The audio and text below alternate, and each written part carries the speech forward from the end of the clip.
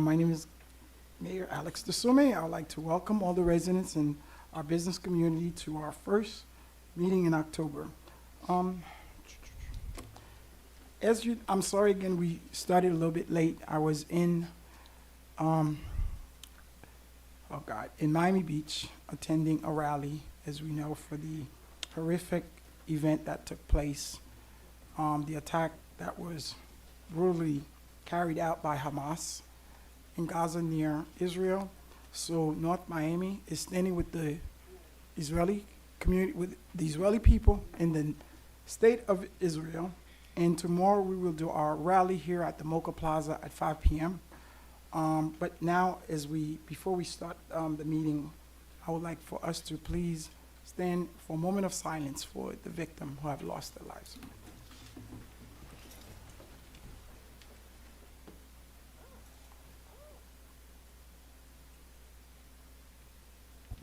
Thank you all.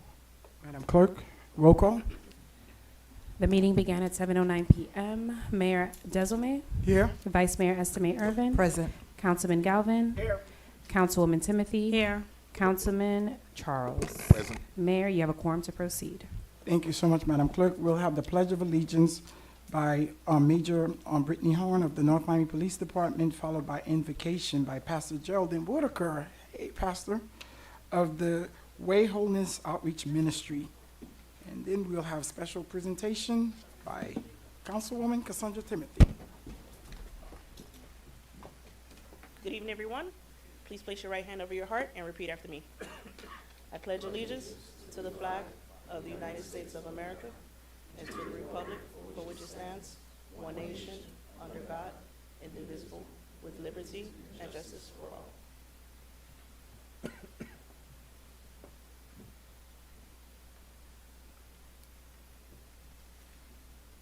Let us pray. Heavenly Father, we come to you, first of all, giving you thanks for this day and for this North Miami City Council meeting. Thank you for giving the council members wisdom and guidance as they deliberate on tonight's agenda. May every decision be righteous in your sight for our benefits and for your glory. Let every discussion be meaningful. Father, we are under your care and protection. We're grateful for your loving kindness that never fails us. Guide every thought and action to bring you glory and honor. Strengthen every council member and every participant with your peace. Let them work collectively for the peace and prosperity of North Miami. Give us freedom to speak the truth boldly and with kindness. Give us patience to listen openly without prejudice. I pray for every leader in this great city, the mayor, the city council, and all others in authority, that they will rule justly and with godly wisdom. May your face continually shine upon us, so that your ways may be manifested. It is in the name of God the Father, God the Son, and of the Holy Ghost I pray. Amen. Amen. Thank you so much, Pastor Whitaker. Madam Manager, any addition, deletion, amendment, or deferral to the agenda? Okay. Yes, sir. Tab Q. Q. The applicant has requested to defer the item. And we're Okay, deferring also, can I defer because I didn't get a chance to review the tab G. This is the G one. So much, thank you. Mayor, may I as well? Yes. Yes, I would ma'am. like to defer tab L to the November meeting. Sure. Which tab is this? Tab L for the lease agreement. I had some things I need to discuss with the, I've got questions on that one, so I'd prefer not to Oh. defer that one. Okay. well, can I make a motion to defer it? Because the reason why I need to defer it to November is because it's also there's some issues that's also gonna come up before our CRA, and I would rather those two items be heard on the same day. So I think the November, 11th meeting, do I need to? Would that be the first meeting? Yeah, because, well, that'll be the CRA and the city. Right. And the lease was already, I think September 1st was when the date ended anyway, so I'm like, hey, another month. Yeah, I mean, from my standpoint, it's an important project in District One. I don't want to see it delayed anymore. It's been delayed because of some financing issues, so I'd like to have the discussion this evening. If I So is may, the- the reason why I don't know if you're aware, but their CRA grant would be automatic rescinded in December if they don't move that item that we need to move in that November meeting.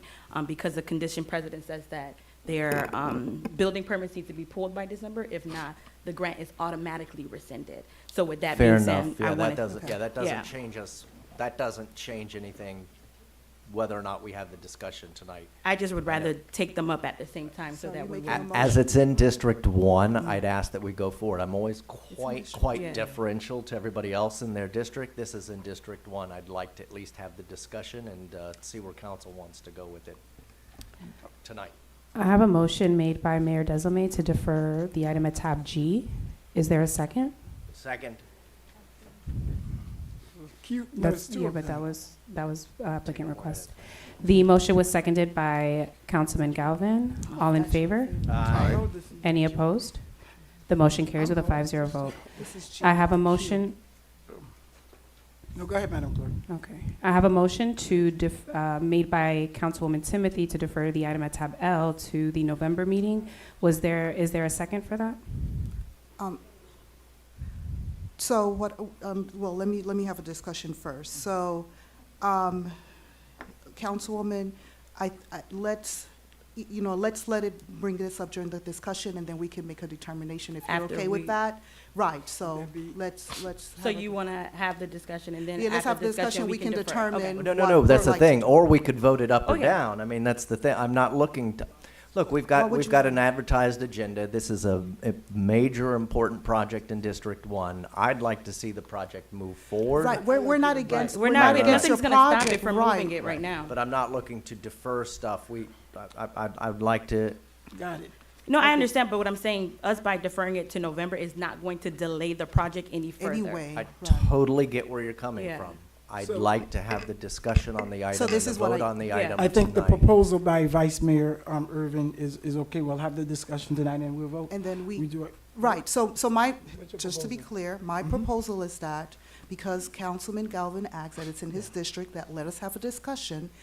And during that discussion, we can determine what we're going to do, whether we're Okay. gonna table it, whether we're gonna Table it. pass it. Okay. That's what That's I'm fair enough. saying. I agree with that. Okay, Okay. thank Is you. that okay with you, Councilwoman? That's fair. Okay, Mhm. that's Okay. fair. Okay. The Awesome. motion made by Councilwoman Timothy So to you would wanna defer the withdraw? I'll item to withdraw. tab L Mhm. is Okay. withdrawn. Thank you so Thank much. you. Anything else? There's tab Councilman? Q, so, or no, what was the other? There was another, Q Tab was Q. removed Q at was the already request removed. of the Applicant. applicant. Do we have to vote on that, Madam? Okay.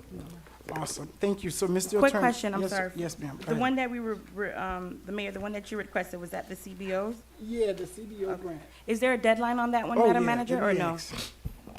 I checked with Ms. Bazil, the contract would be effective January 1st. Oh, okay. So we have Oh, so we time. have time, okay. Okay. Just I mean, wanted the to make next sure. one, it could, I'll have enough time. Yeah, because We I can do it. didn't go through them as Yeah, I well, so didn't that's what I was either, like, so I just yeah. want to make sure we weren't on a deadline. Yes, that's a good, fair points. Okay, thank you. Mr. Attorney, are we set?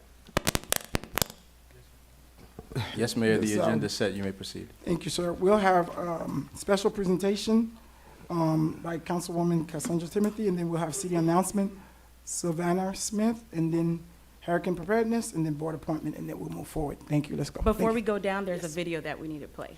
So Oh. Dunya, you can cue the What is video. this video? Yeah. Oh, there it is. Okay.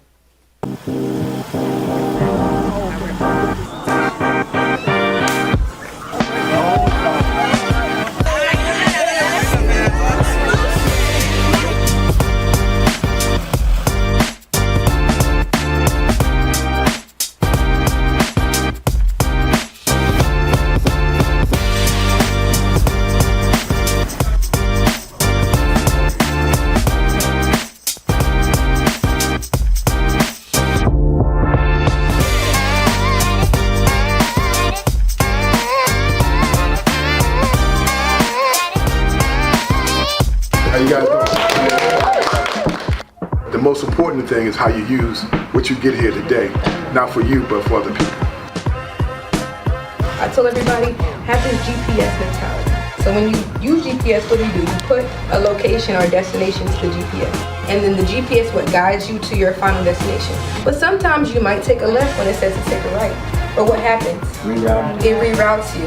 And that rerouting is okay as long as you get to that final destination. My name is Rachel. I work in administration and I'm also the business development coordinator. I saw another individual who looked like me, who talked like me, who walked like me, that had their own business and was successful at that business. So I got the opportunity to shadow that person and to say, hey, you know what? I want to be like him.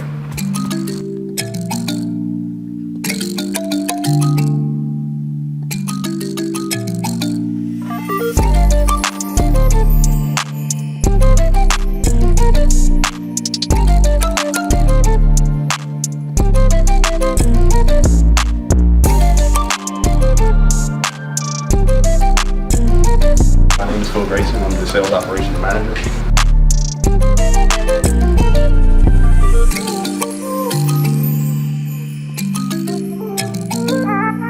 My name is Dennis Glover. I handle logistics for Rap Snacks.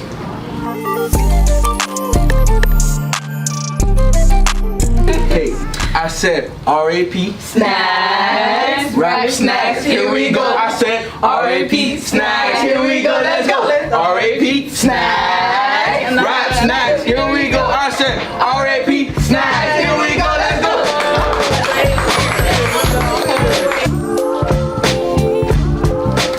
My advice is going to be group advice. Your stories. You all have amazing stories. The products have amazing stories. So setting up your platforms, your websites, your Instagram, your social media to tell the story. Convey the stories that's going to sell the product. I'm just so impressed with how well you guys did with the presentations. I was legitimately moved. You know, you guys put so much work into this. It's obvious. You care about your brands. You care about what you're doing. And I just hope you are all successful. And I actually see it out for all of you.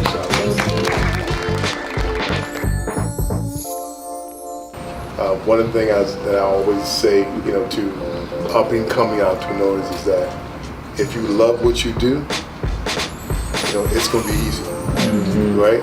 And if you do something every day and be consistent towards one common goal, your success rate is going to be unbelievable. So just remember those two things, you know, just stick to it every day. If you find you guys are finding a passion, and again, if you love what you do and you stick with it every day, you guys might become the next company, you know, to, you know, deal with out here in the marketplace. So give yourselves a hand. Thank you.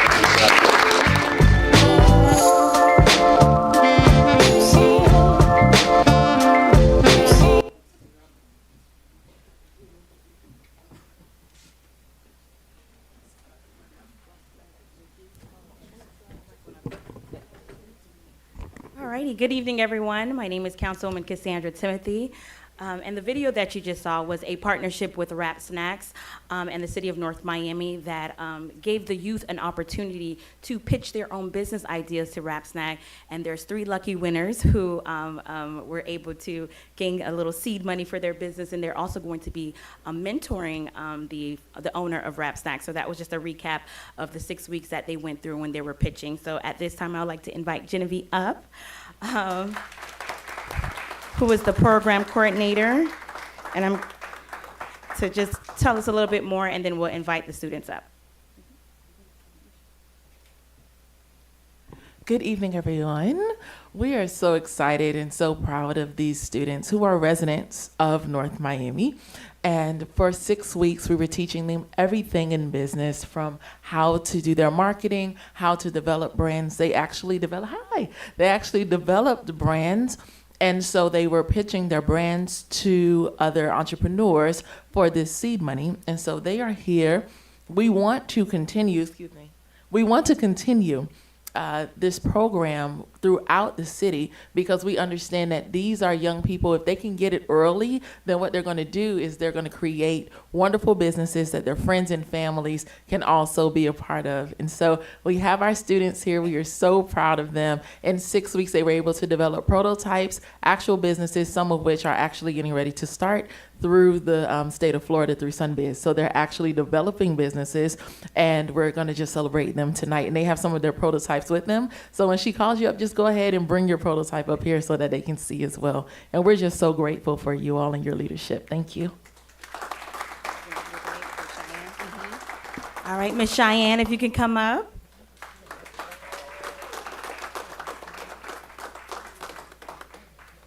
We're gonna call you all the way. Is it? Yes, Peggy.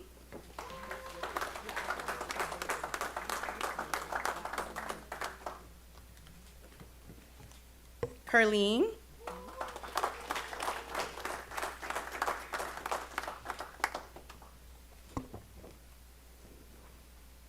Rudens.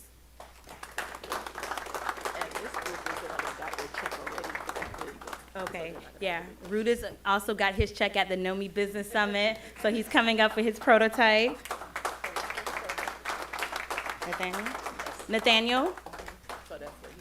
Okay. Judeline? She is the grand prize winner, so let's give it up for Judeline. And she's coming up with her smell goods. Andrea?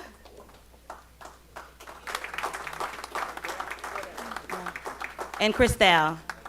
Andrea and Christelle. Andrea? You guys can probably come down a little bit. All right, Christelle. So let's give it a round of applause for these young entrepreneurs right here in the city of North Miami. Let's support our young entrepreneurs. Do you see everyone, or do you need to come up?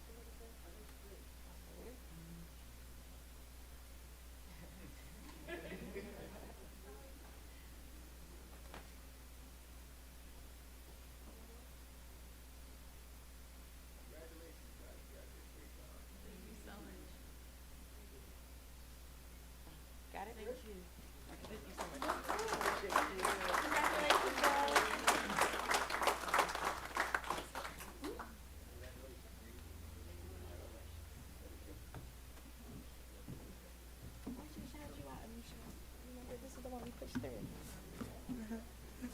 Huh?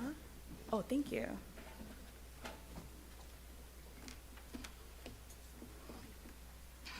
And thank you to Paul and Georgette and Anisha Daniels for also being and helping push this initiative through in our city. All righty.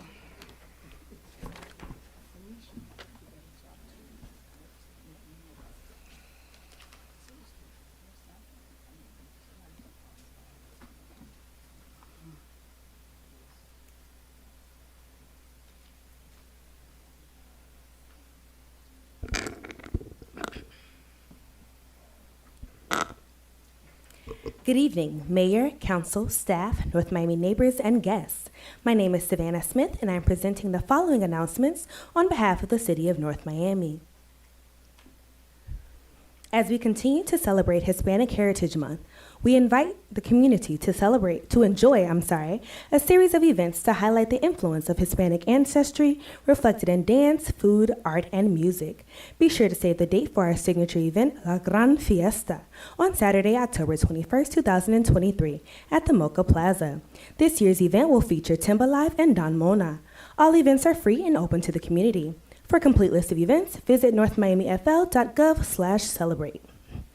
The NOMI Housing and Social Services Department is accepting applications for the Owner-Occupied Housing Rehabilitation Program.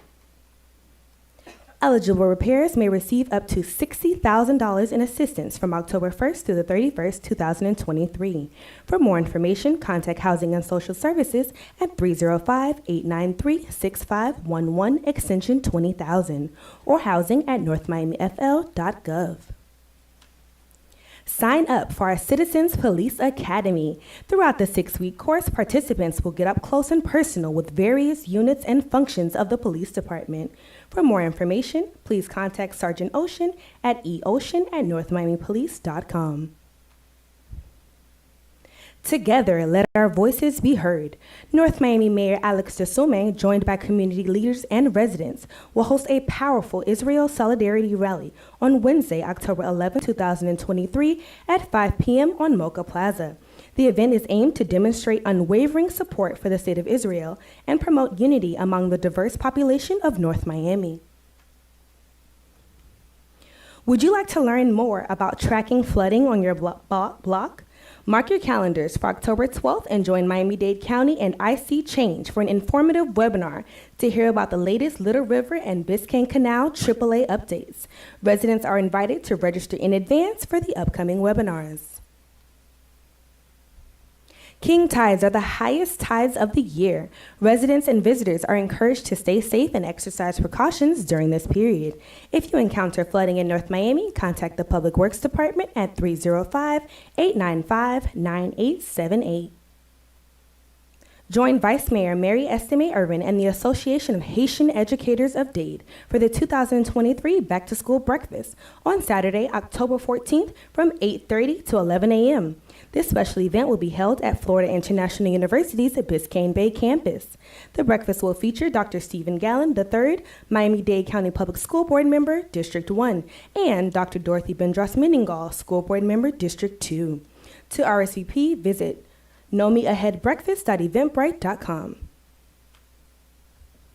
Join Vice Mayor Mary Estime Irvin as she celebrates, showcases, and engages citizens in an informative business breakfast, highlighting the businesses in the city of North Miami.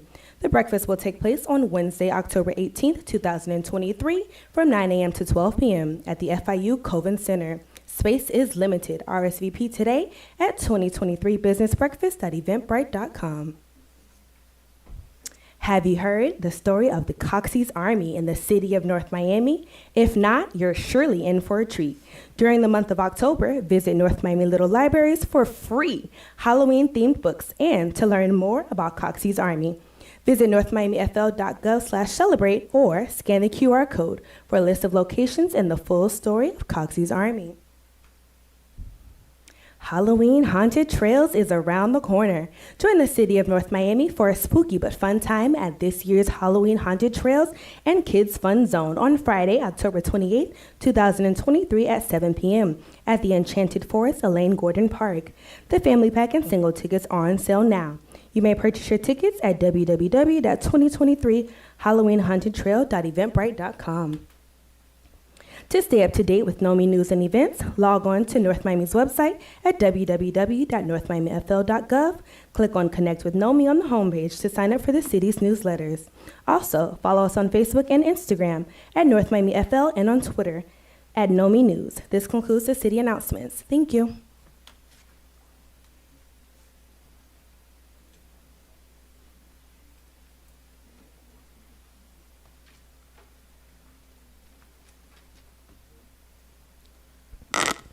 Good evening, Mayor, Council, staff, and residents. Acting Commander Yos Boyeran, Emergency Manager. Currently monitoring a disturbance in the Atlantic that has an 80% chance of becoming a named storm within the next 48 hours. But on the good news, currently, North Miami is not in the path, so we're looking good for now. I come with good news always for you guys. Good news. But as you all know, hurricane season starts on June 1st and it ends on November 30th. Even though it appears that we are at the end of the season, it is expected October to be busy, especially with how warm the sea surface temperatures are. We will continue to monitor and give you guys updates as they become available. Any questions? Have a good night. Night. Good news. No news is always good. Consent agenda, madam. Oh, appointments, I'm sorry. Yes. So I just have a few of them. The first being removing and replacing Michael McDermott from the Charter Board. This is sponsored by Vice Mayor Estime Irvin. A resolution of the mayor and city council of the city of North Miami, Florida, removing Michael McDermott from the charter board as appointee of Vice Mayor Estime Irvin and reappointing Michael McDermott as appointee of Mayor Desilme in accordance with Chapter 2, Article 3 of the City of North Miami Code of Ordinances, providing for an effective date and all other purposes.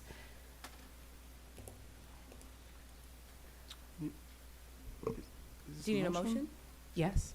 So moved. Second. Any discussion? Are you good? I have a motion made No, by. Hold on, yeah, hold one on. second. Just want to, just to clarify, just a misunderstanding. I know a lot of people are making a big deal about the removal and the replacement. There's no problem with Mr. McDermott. He's been serving our boards forever. When I was not elected, I was serving on the boards with him. So I just wanted to put that on the record, that it was just some misunderstanding, and I just have another appointment for District 3. That's all. Thank you. Thank you. Go ahead. No, he was removed and I placed him. Right, Madam Principal. right. Yeah. This one. Go ahead. Go ahead, Madam Clerk. I have a motion made by Councilman Galvin to approve the board removal and replacement of Michael McDermott for the charter board. The motion was seconded by Vice Mayor Estime Irvin. All in favor? Aye. Any opposed? The motion carries with a 5-0 vote.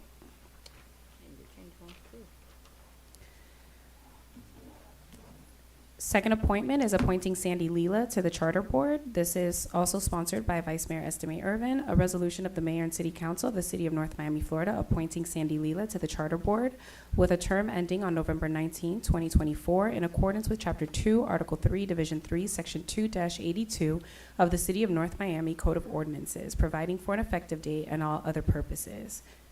Move for approval? Second.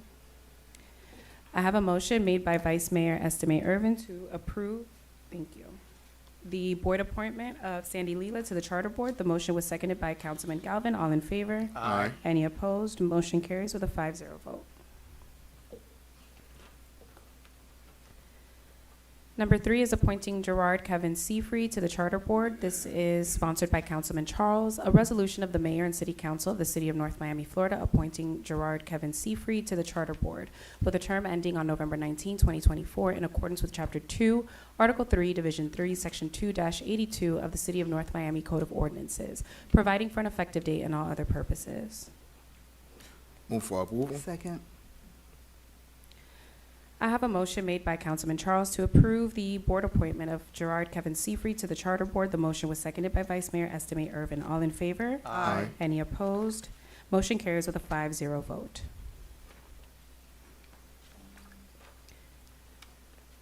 The fourth and final appointment is to the North Miami Youth Council, a resolution of the Mayor and City Council of the City of North Miami, Florida, appointing members to the North Miami Youth Council in accordance with Chapter 2, Article 3, Division 11, Section 2-257 of the City of North Miami Code of Ordinances, providing for an effective date and all other purposes. The reappointments are as followed for fiscal year 23-24 on the North Miami Youth Council. Azaria Filocin for Youth Council Clerk, Carly Charmat for District 1, Hillary Stacy Alcina for City Attorney, Justine Coutiel, City Manager, Angelina Fleurimé, Vice Mayor. And the new appointments are as followed. Haley Rudman, District 1, Joshua Hansen for the Mayor, Stacy Coutiel, District 2, Marlene Apollon, District 4. And that is all. Move for approval? Thank you. Second. I have a motion made by Vice Mayor Estime Irvin to approve the board appointments as read to the North Miami Youth Council. The motion was seconded by Councilman Galvin. All in favor? Aye. Any opposed? Motion carries with a 5-0 vote. Thank you. Madam Clerk, we may just go into consent agenda. Yes. Unless a member of the City Council wishes to remove a specific item from this portion of the agenda, tabs A through E constitute the consent agenda. These resolutions and items are self-explanatory and are not expected to require additional review or discussion. These items will be recorded as individually numbered resolutions adopted unanimously by the following motion: that the consent agenda comprised of tabs A through E be adopted. So move. Second. I have a motion made by Mayor Desilme to approve the consent agenda. The motion was seconded by Councilman Charles. All in favor? Aye. Aye. Any opposed? Motion carries with a 5-0 vote.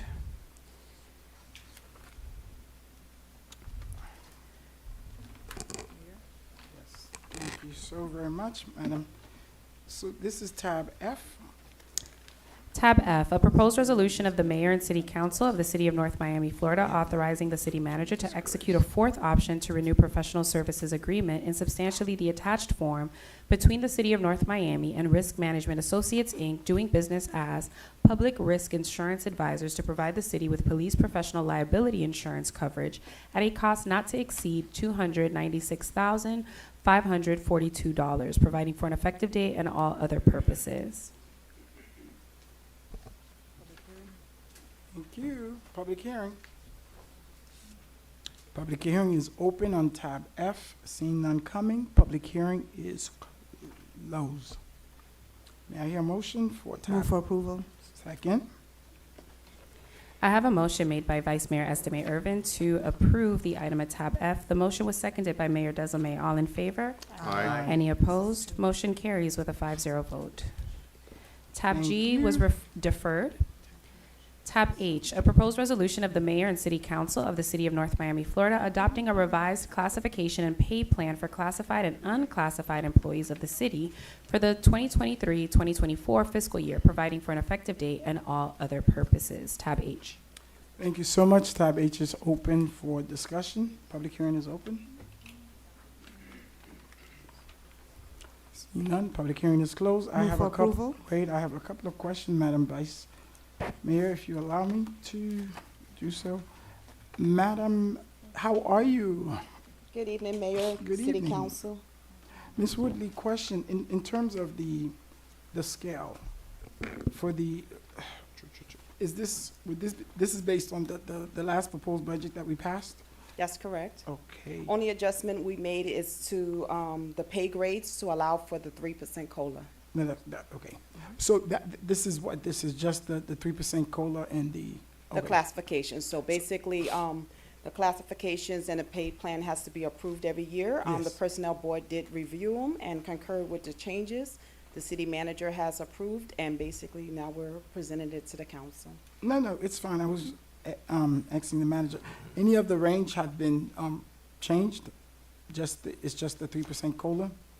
It's just a So the- 3% COLA. There was minor position changes, which we discussed in the budget hearings. Okay.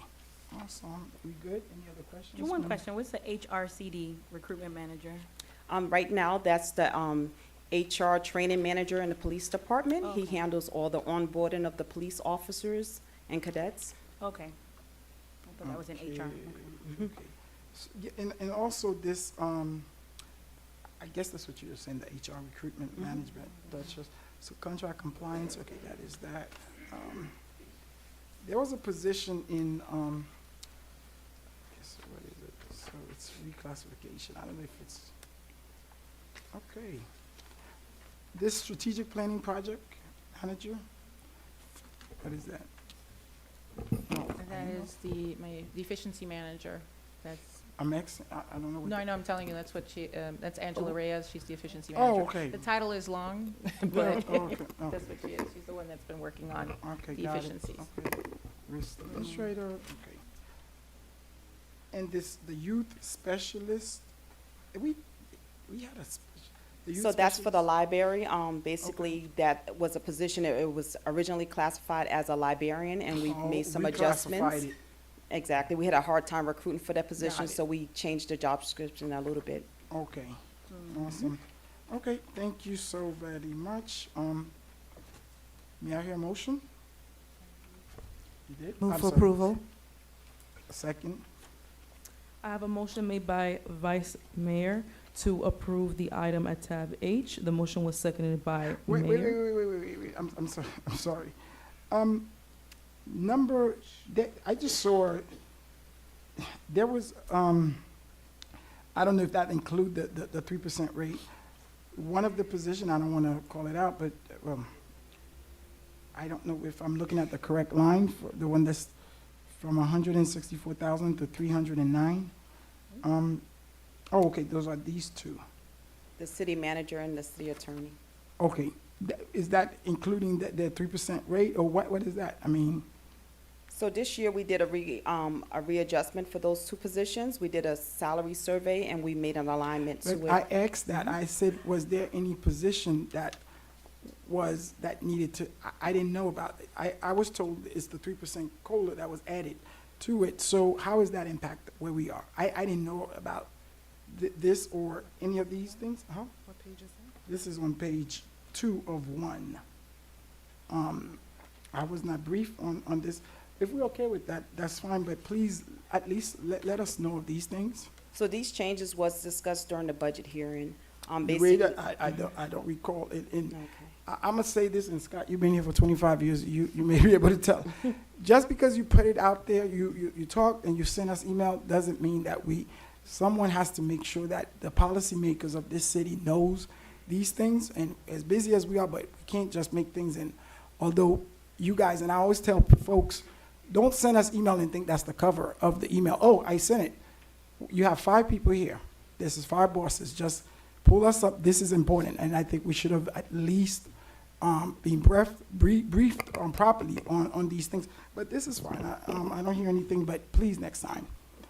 Mhm. Just Go to ahead, say, ma'am. it doesn't change, it's not changing the salary, it's just you No, was no, adjusting the range. I know, but you would know that, but someone from the outside, or I'm looking at it, I did not know that.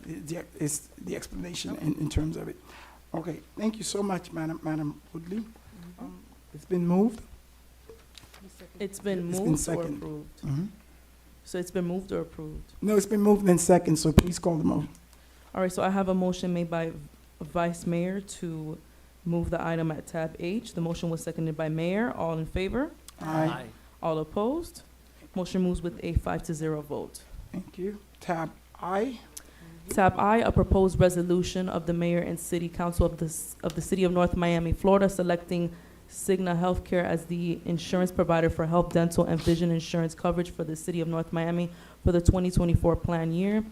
Further authorizing the city manager to execute all necessary documents to effectuate said coverage, providing for an effective date and all other purposes. Tab I.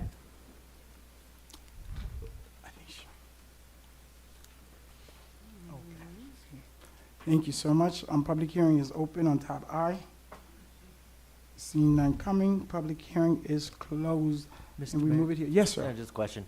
Was this brought to the employees' union for any type of discussion or feedback? Is that something we'd normally do? So we haven't had discussions yet with the union. Basically, the city is moving to change our provider, not the insurance coverage. We still, by contract, have to give the union employees medical, dental, and vision. However, it is in the contract that we are able to make a management right and change the benefit provider. This year, during the renewal process, we received a significant renewal increase from Aetna, and it's in the best interest of the city to move that benefit provider to Cigna, which will give us almost $600,000 of savings, as well as rate protection for the second year, which is 2025. 2020. And when, if we approve it now, when does it go into effect? January 1st. Okay, so Thanks, that's a good we've all question. got 3 months to find a new doctor. So we have a representative here from Cigna, which I'm going to have answer some questions, but I just want to assure you that I don't want to, yeah. thank you, but that's okay. I mean, I get it. We've done a 99% provider access match. So basically, we will be working very closely with Cigna as well as Benefits VIP during this transition. We already have worked on a communication campaign. So if approved tonight, tomorrow we would launch a campaign to communicate to the employees, both union and non-union, about the changes that are coming. Like I said, it's just to the medical, dental, and vision. We're not changing so much the services, but the provider. And that was basically just due because of the premium costs. And we will work to make sure anybody that has pre-authorizations in place for their medication, that they get assistance. Anybody that has any type of medical conditions, procedures coming up, we will be working very closely with those individuals over the next couple of months before January 1st gets here to make sure they have everything in place so that way there's no disruption to their services or treatment. We will also be having an open enrollment next month in November.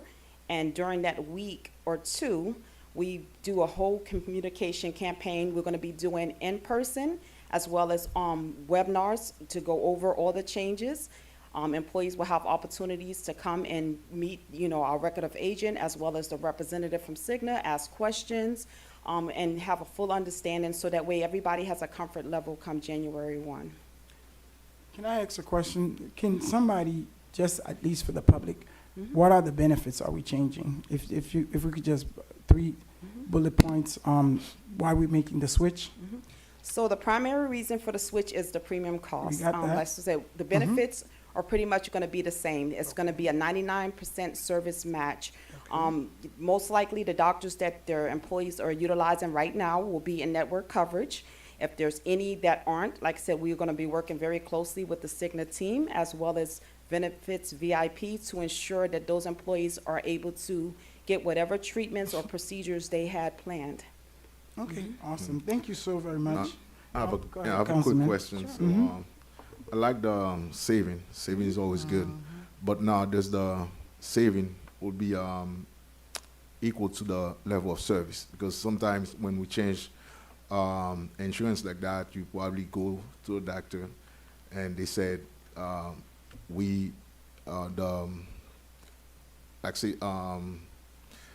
amount that you pay is just sometimes increased, depends on the insurance carrier. So have you guys checked all of that? Let's say if usually I pay 25% out of pocket, would that be still the same in here? And then the level of service, sometimes they push us back.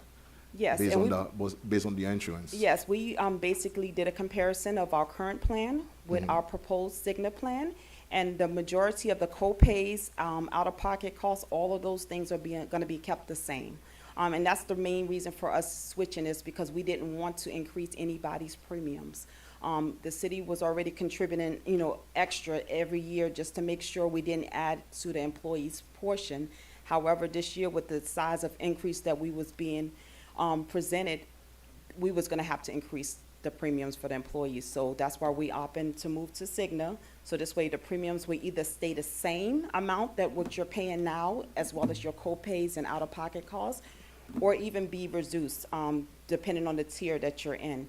If you need more information, I have a very detailed report that has been provided by our record of agent that I can provide to you. I know we gave you guys the executive summary, but we have extensive reports that did a full comparison of all of the plans and match what we have with current to what we're going to with Cigna, and everything is going to stay the same. Like I said, we're keeping a 99% service and cost match.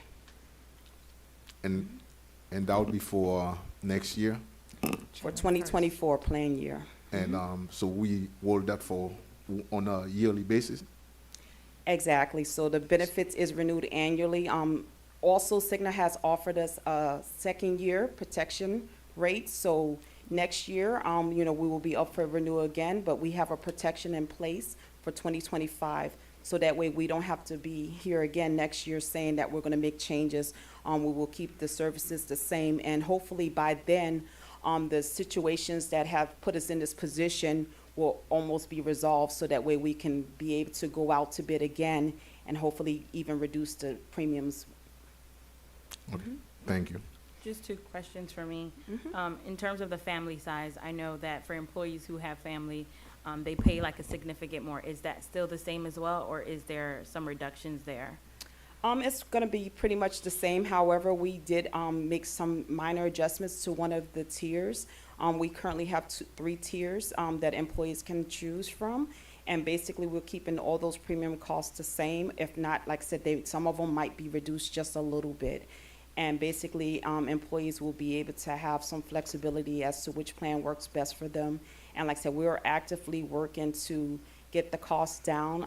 However, there's some circumstances that exist that are out of our control right now. No, I understand. And then the second thing was, I know when we moved over to Aetna from our previous insurance provider, the way that Aetna, I guess, would provide prescriptions to the employees at times was kind of confusing. So let's say you were on 100 milligram, Aetna was like, hey, we can't give you 100, we have to give you 25, 25, 25, which makes it cumbersome for employees who were on, medication. I just want to ensure that, we address that in this plan and making sure that, not maybe like mimicking what Aetna had, but seeing if there's a way to improve it. So I did pose that question to our record of agents. I So know I that don't was know my if he had an opportunity to research. Thank you. So Eric Brewer. Good evening, Mr. Mayor, members of the council. Thank you. Eric Brewer with Foundation Risk Partners. Sorry, I'm squishing you over here. So to answer your question, from a pharmacy perspective, the intent and goal is to really match it as much as possible. To Laura's point, I think with any carrier change, there's going to be some medicational differentials from one prescription drug list to the next, but I think that'll be minimal.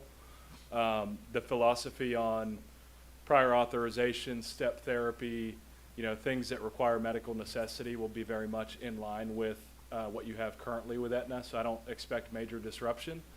The only thing that I would say is we're going to be there to handhold membership throughout this process, right? So there'll be several communications before the end of this plan year, before December 31st, to make sure people are getting the prescriptions that they need, and then come January 1st of 2024, we'll have several representatives there to help people make sure they're getting the things that they need.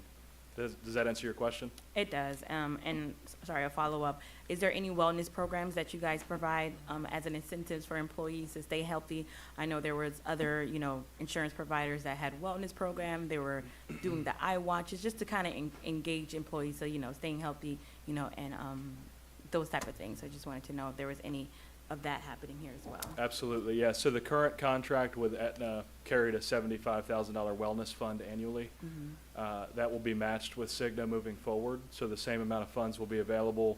And then similarly, from a wellness approach perspective, there'll be effort with our team, our collective teams throughout the course of the year to bring preventive care on site, colonoscopy and mammograms, just trying to drive awareness for the things that ultimately matter and hopefully keep people healthy. Thank you.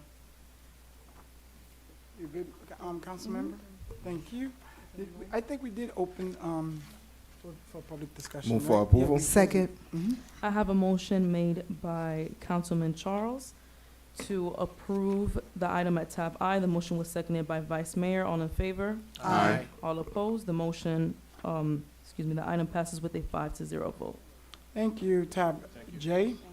Tab J, a resolution of the mayor and city council of the city of North Miami, Florida, authorizing the city manager and city attorney to negotiate and execute an agreement with ESR LLC in an amount not to exceed $106,000 for the purchase and delivery of pre-filled sandbags utilizing City of Miami Gardens ITB number 22-23-018 in accordance with section 7-167 of the North Miami Code of Ordinances, providing for an effective date and all other purposes. Tab J. Thank you so much. Public hearing is open on tab J.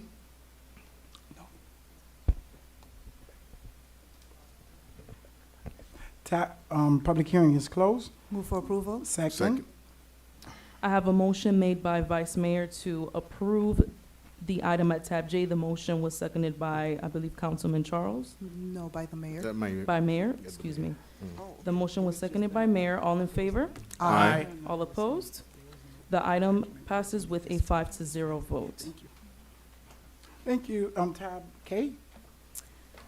Tab K, a resolution of the mayor and city council of the city of North Miami, Florida, authorizing the city manager to issue a change order to Envisionware Inc. in the amount of $87,553 to provide additional services and materials to complete the 24-hour self-service fully automated library kiosk to be installed adjacent to the Joe Celestin Center, providing for an effective date and all other purposes. Tab K. Thank you so much. Public hearing is open on tab K. Seeing none coming, public hearing is closed. Move for approval. Second. I have a motion made by Councilman Charles to approve the item at tab K, seconded by Mayor. All in favor? Aye. All opposed? The motion, the item passes with a 5-0 vote. Thank you. So, Tab L.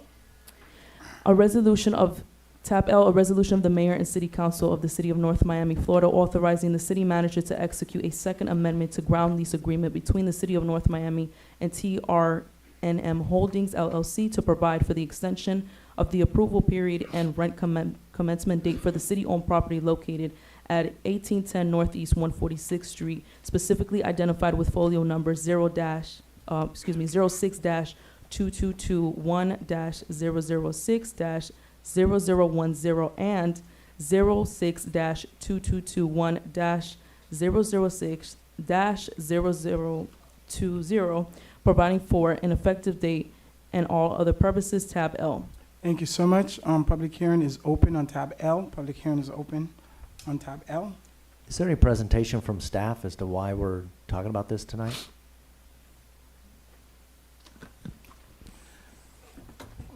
Yes, Mayor, Council. As you know, in May of 2021, the City Council voted to enter into this ground lease.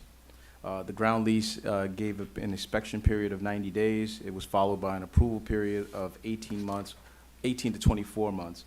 In April of 2023, the developer came to us and said that he was not going to be able to meet the time frame and asked for the extensions that were already specified in the lease agreement.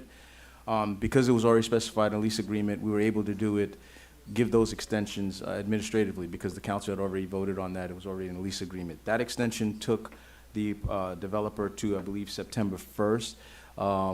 We've had conversations with the developer. The developer has said that he's still not unable to meet the time frame and has asked for an additional extension. Since those extensions don't exist in the lease, this was something that had to come back to the council and have the council vote on whether or not to give the extensions. And I believe the extension that he's requesting is to April of 2024. And then is he also asking The applicant is here, Mr. Tate. Why don't you please tell us what's going on? Thank you, Mayor, Vice Mayor, Commission, staff. Part of my voice. So thank you for having me tonight. I'd just like to clarify for the record. There's only one reason I asked for an extension. It wasn't because we weren't ready. We had funding, we had our permits ready, we had our loan with Ocean Bank ready to close. In fact, we have multiple emails, documentation, trying to get information from the CRA. When would they be able to fund the closing? The problem is that one of the conditions precedent to close is that we have to pull a permit. The quandary here is that the CRA has to pay for those permits. And they also have to pay the impact fees, but they didn't have the money. So we were then trying to find out when will you have the money so we can close. And there's probably 40 plus emails here trying to figure out when they were going to have the money. We finally had a meeting with Commissioner Timothy's office about 2 weeks ago with the executive director and the city attorney on the phone, a lot of back and forth. It was brought up that our agreement, one of the conditions precedent to closing is we have to pull the permit. And if we don't pull the permit by the end of this year, which is what the commissioner was referring to, that the contract will self-terminate. However, the intent of the intent of the CRA agreement was that we, the applicant, needed to be ready to meet these conditions. We've been ready, willing, and able to close. As a matter of fact, we have documentation. We had the loan, we lost the loan, and now we're asking the city, and it cost us a lot of money, and we already have about $3.5 million documented into this project. All we're asking the city is to work with us to extend the ground lease, eventually extend the CRA document so that we don't default for something that we couldn't control. The CRA can control it. So we asked the CRA to give us a cash flow, which we still don't have in writing, but it was said over the in the commissioner's office that they should have enough money based upon their cash flow to handle the payment sometime in 2024. The problem is we have a front-loaded contract with the CRA, meaning that it's based upon reimbursements. But the reimbursements are city permit fees, impact fees, which are the first things, which is also a condition precedent for us to go forward. And the second thing is reimbursement of infrastructure, which they made us aware that they don't even have that. So they need us to now work out a cash flow deficiency to help them out with their own issues, which we said we would do.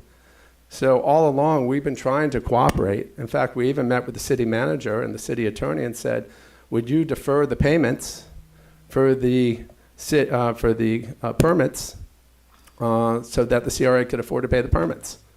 The city manager and the city attorney said, yeah, we could work. We just need to understand the cash flow. But, you know, we've been trying to find solutions. That's who we are. We're solution driven. We're not looking for problems. We're not looking for issues, not looking to point fingers. We're here to work with everybody. But we're made out to look like we're asking for something because we didn't perform. We performed. And all we're saying is to the city tonight is please give us this extension to take the noose around our neck until the end of April.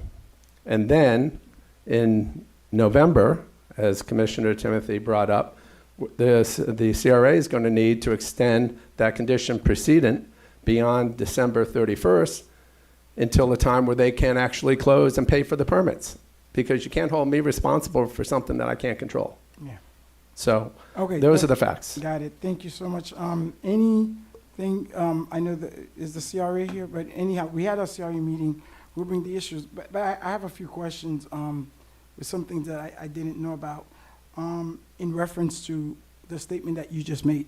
So for me, I'm trying to get a picture of the entire, or a summary of what you just said. So basically, we were supposed to do, well, not us, I mean, the CRA was supposed to do paying the impact fees and the permit fees for your project.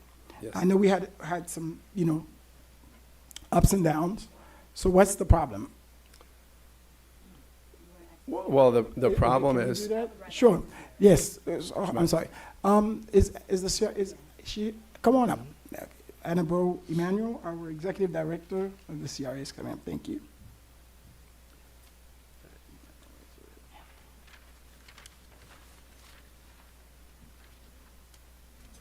Good evening. Yes.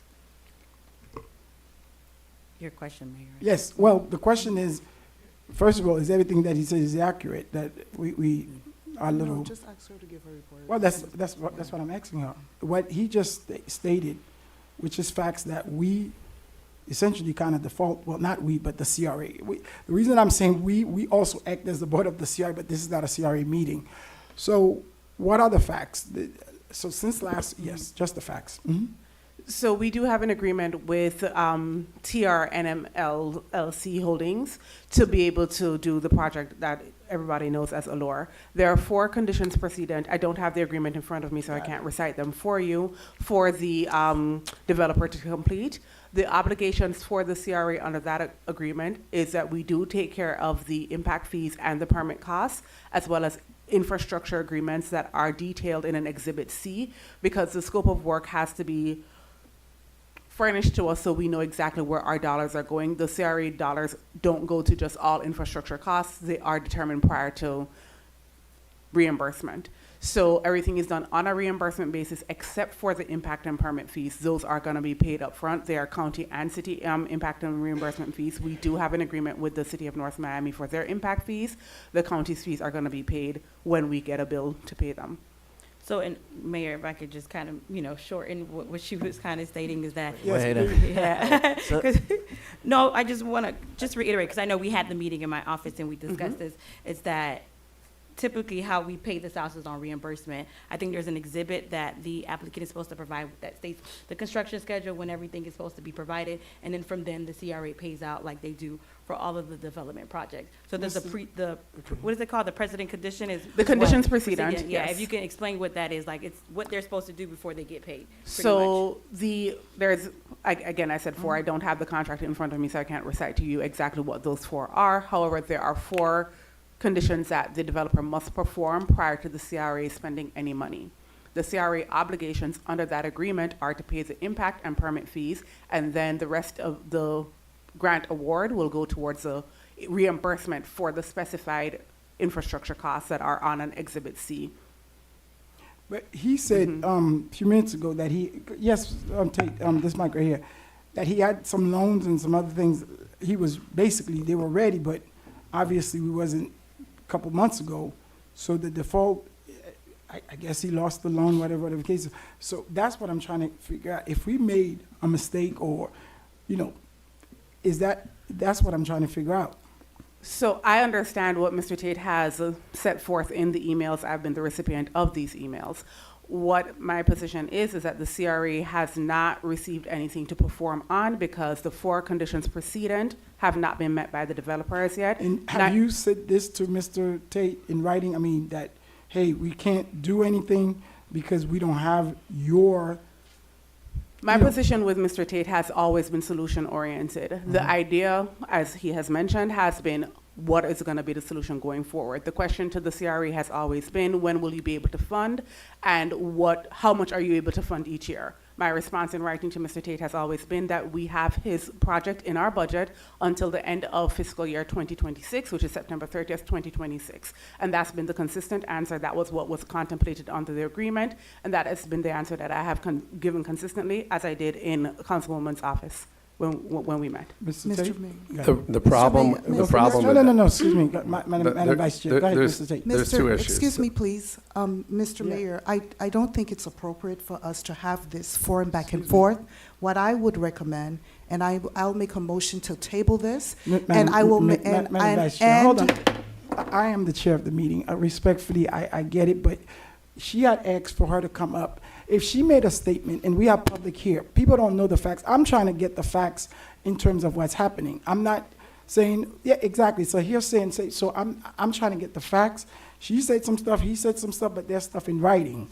So this is important because this is stuff that, you know, the city could be involved in. I want to know who's liable. Because he's saying that, you know, the documents I haven't met with either of the party. I spoke to Mr. Tate, I spoke to Ms. Annabelle, and that's what it is. I have Mr. not Mayor, met. I am Yes. not intending to be disrespectful. I understand that you are the chair. What I am just saying is, and like I would have said in any other meeting, that I personally don't think this is productive to do this publicly where you have an executive director versus a developer.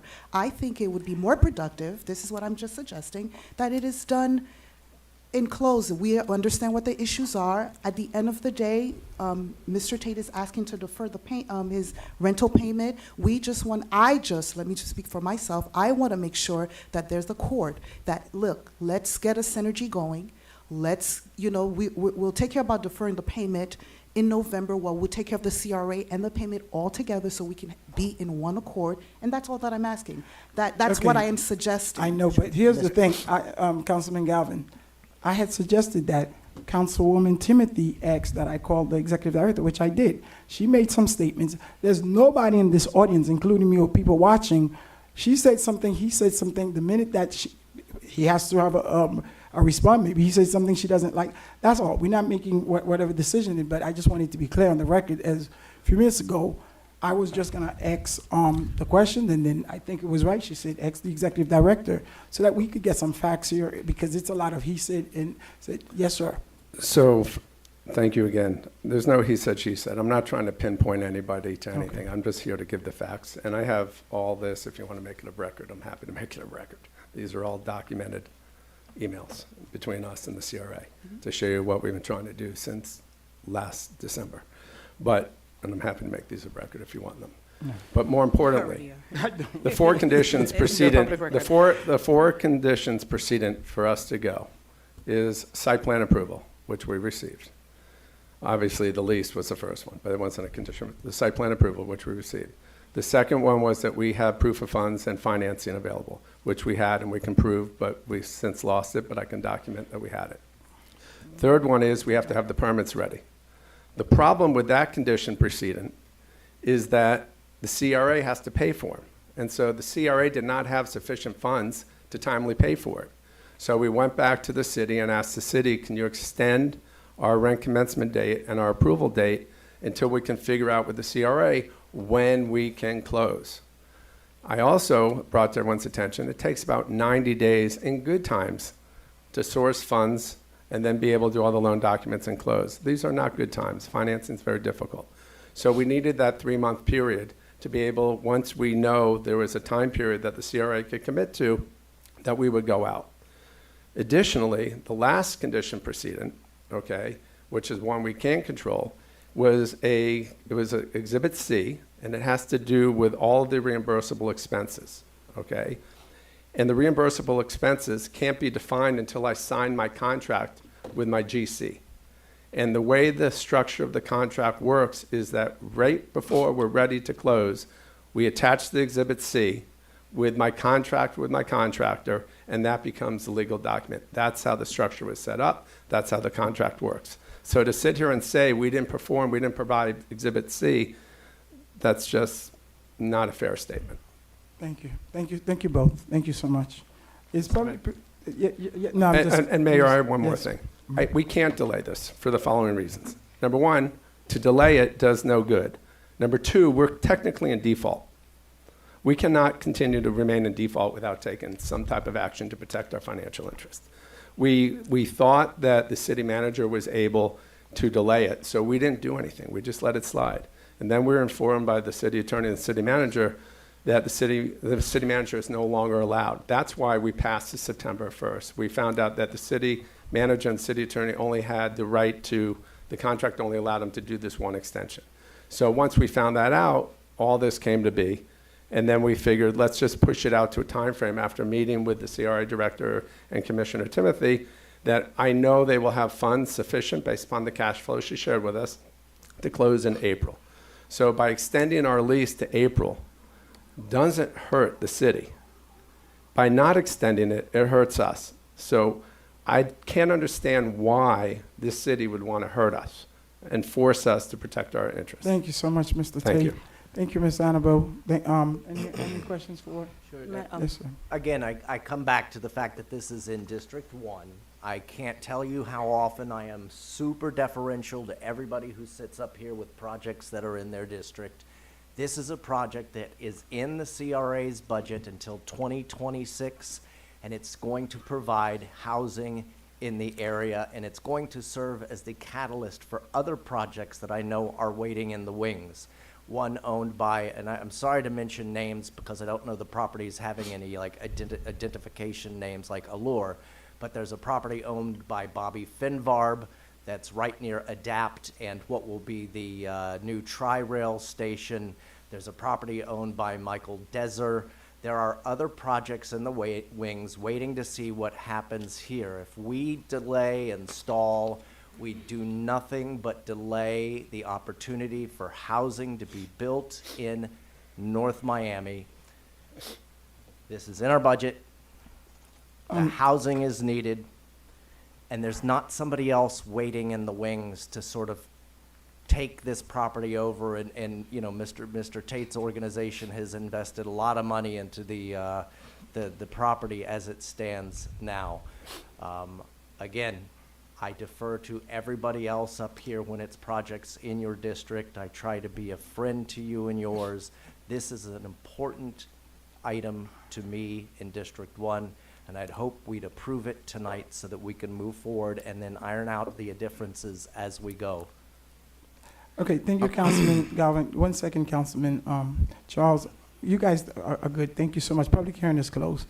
I don't think no one else wanted to speak. I just want to be fair. Okay, thank you. Public hearing is closed. Yes, Councilman. Yeah, thank you very much, Mr. Mayor. All right, ladies and gentlemen, we as a city got to work together with our developers. And it has to be, you know, both ways. We just sit down.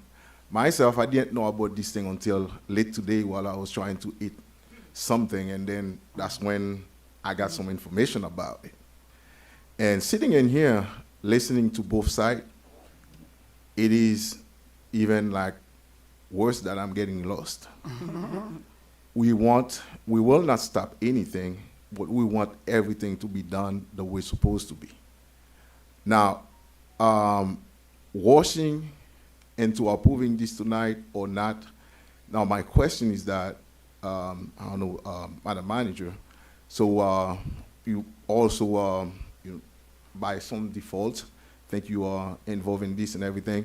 So if tonight that we decide to defer this item as everybody asks for our next meeting in November, that will give everybody time to clean this up, because what we are presenting in here is not like a very good picture in my view. So, what are the effects? So what's going to happen in Mrs.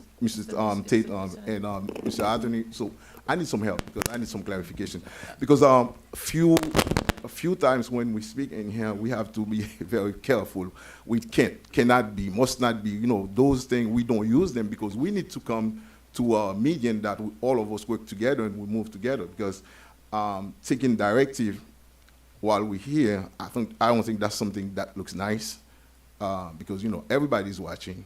So we have a city. We are the governing body. So we need to be clear on everything that we do. As we move, we need to do things the way it's supposed to be. And Mr. Anthony, can you help me out, Mr.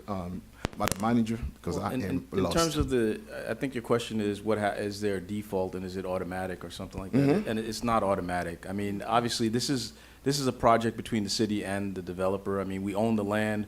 I think everyone, we went through a lot to even get this thing where it is today. So even though he's in default, I mean, one of the reasons I said it was September 1st, and we're bringing it now is because, the timing and all that. But until the council takes action to default him, which I don't think you will, nothing really happens. I mean, we just bring it back the next meeting. Because they're defaulted as of September 1st, because September 1st, he would have had to pay rent, is what you're saying? Right, but again, unless the council says, Yes, hey, unless we say take so. action against Mr. Tate and default him, we're not doing anything. Okay. So, in your words, Mr. Anthony, so tonight, if this item is to be deferred to our November meeting, nothing's going to happen to the developers. In terms of default, In terms of only default. speaking in terms of default. Default, We're right. not defaulting him. Right, I mean, but if that's there's still financing and other items that he's having to bear the brunt of. And we talk about everybody watching us. Other developers will be watching us. We've made these agreements with him over and over and over. And if we now delay things, causing him a financial hardship, other developers are going to definitely look at that and say, why should I do any business in the city of North Miami? Because they say this, but then they move the ball, and then they move the ball. Nothing's going to happen in 6 months, so to speak, with this. But we need to move forward now because it shows the business community we mean what we say. It's already in our budget. Again, I'll come back again, it's in District 1, but it's so super important to the other, to of course what Mr. Tate's trying to do, but again, to what the others in the area are waiting to do too. We do ourselves no favors by moving the ball, even if it's only by 6 weeks. Go ahead. So just for me, and like I said, I know I had a meeting, and that was on the CRA issue.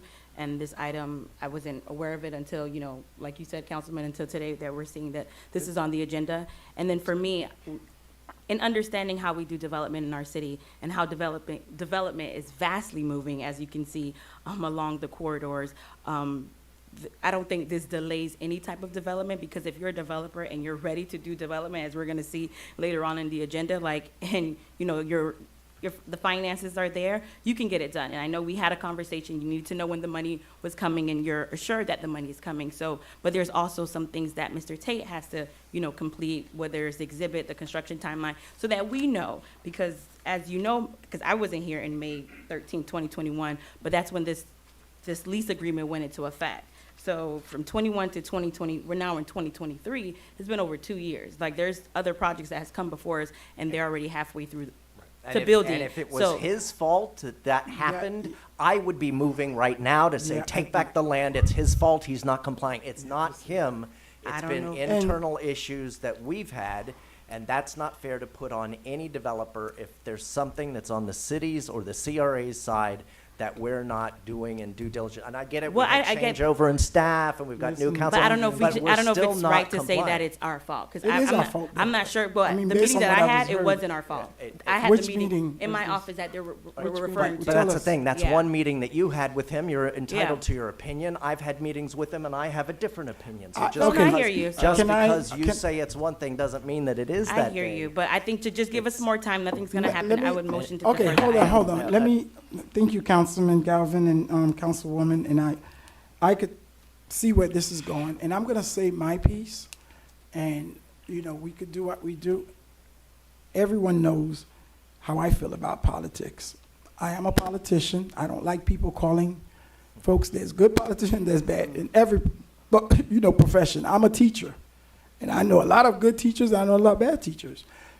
What I see here, because I read what Anna Booth, well, I read this report, and I spoken to Mr. Tate earlier today, and I briefly talked to Anna Booth, but we didn't get into this particular issue.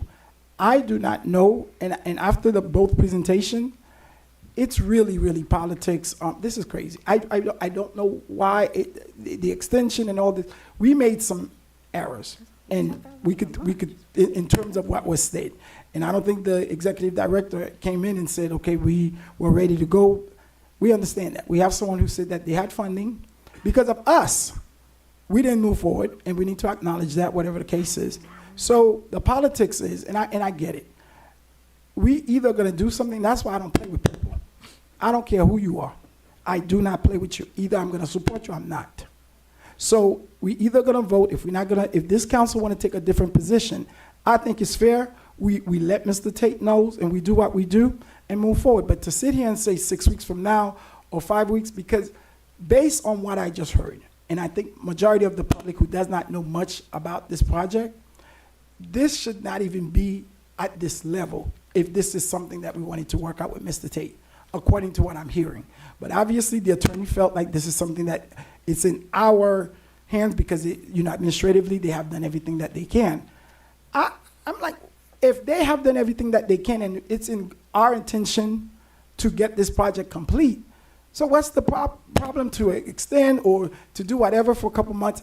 I just don't see it, because we need to sit down with him and kind of work out the details in terms of what's going on. So if we are going to be supportive of this Allure project, that's one thing. If we're not, I think we need to just let go and we move forward. But playing all these games, bring it back, doing this, there's too much going on in the world, and people are busy. Mr. And this is just one little thing. Yes, Madam Vice Chair. Thank you. I didn't hear, and I don't know what you've heard, but I've not heard, and let me just speak for myself, that the intent is for Allure not to happen. What I am saying, and what I think I have heard, is let's defer. We didn't say deny. Let's defer this. Actually, the only reason why it's not happening October 24, we're not going to have quorum. Yes. So are let's we not defer gonna this. Can we get clarity on that? I'm I still just heard speaking, it stated please. we're not going to have. No. But can we? That's vital. Are we not going to have quorum? You're going to have Based on three the absent. conversation that I've Right, heard. but I'm asking right now. Are we not going to have quorum? Right. I'll be here, you'll be here, I've been told, but other people will we're not not. going to be here. On the 24th, Yeah, we do not have quorum for October 24th. Correct. So we will not be having a meeting on October 24th. We That is yes. We don't have correct. quorum. We don't Yes. have quorum. You and I are the only one here. Yes. So that Fellow council members, I'll just have to say, I've been here 25 years. I know I say that all the time. But it's a super broken record. I've not missed a single freaking meeting, CRA or city or otherwise, in 25 years. Y'all should be here on the 24th. Councilman, respectfully, I don't know if we want to get into people's personal So, stuff. I No, had the I know, floor. Vice Mayor, I got to clarify.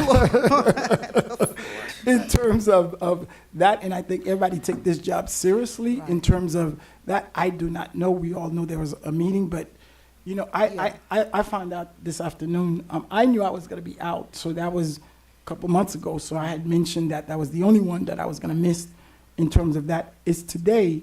I think the manager kind of informed me there may not be a quorum, so I said, well, if there's not a quorum, I don't think we could have a meeting. But If you want to meet on a it is what Friday it is. weekend, No, whatever case, Councilwoman, no. I don't Okay, think. so if I could go Yes, back go ahead, I'm to sorry. my point, please, thank you. And so again, just to rebuttal you, Mr.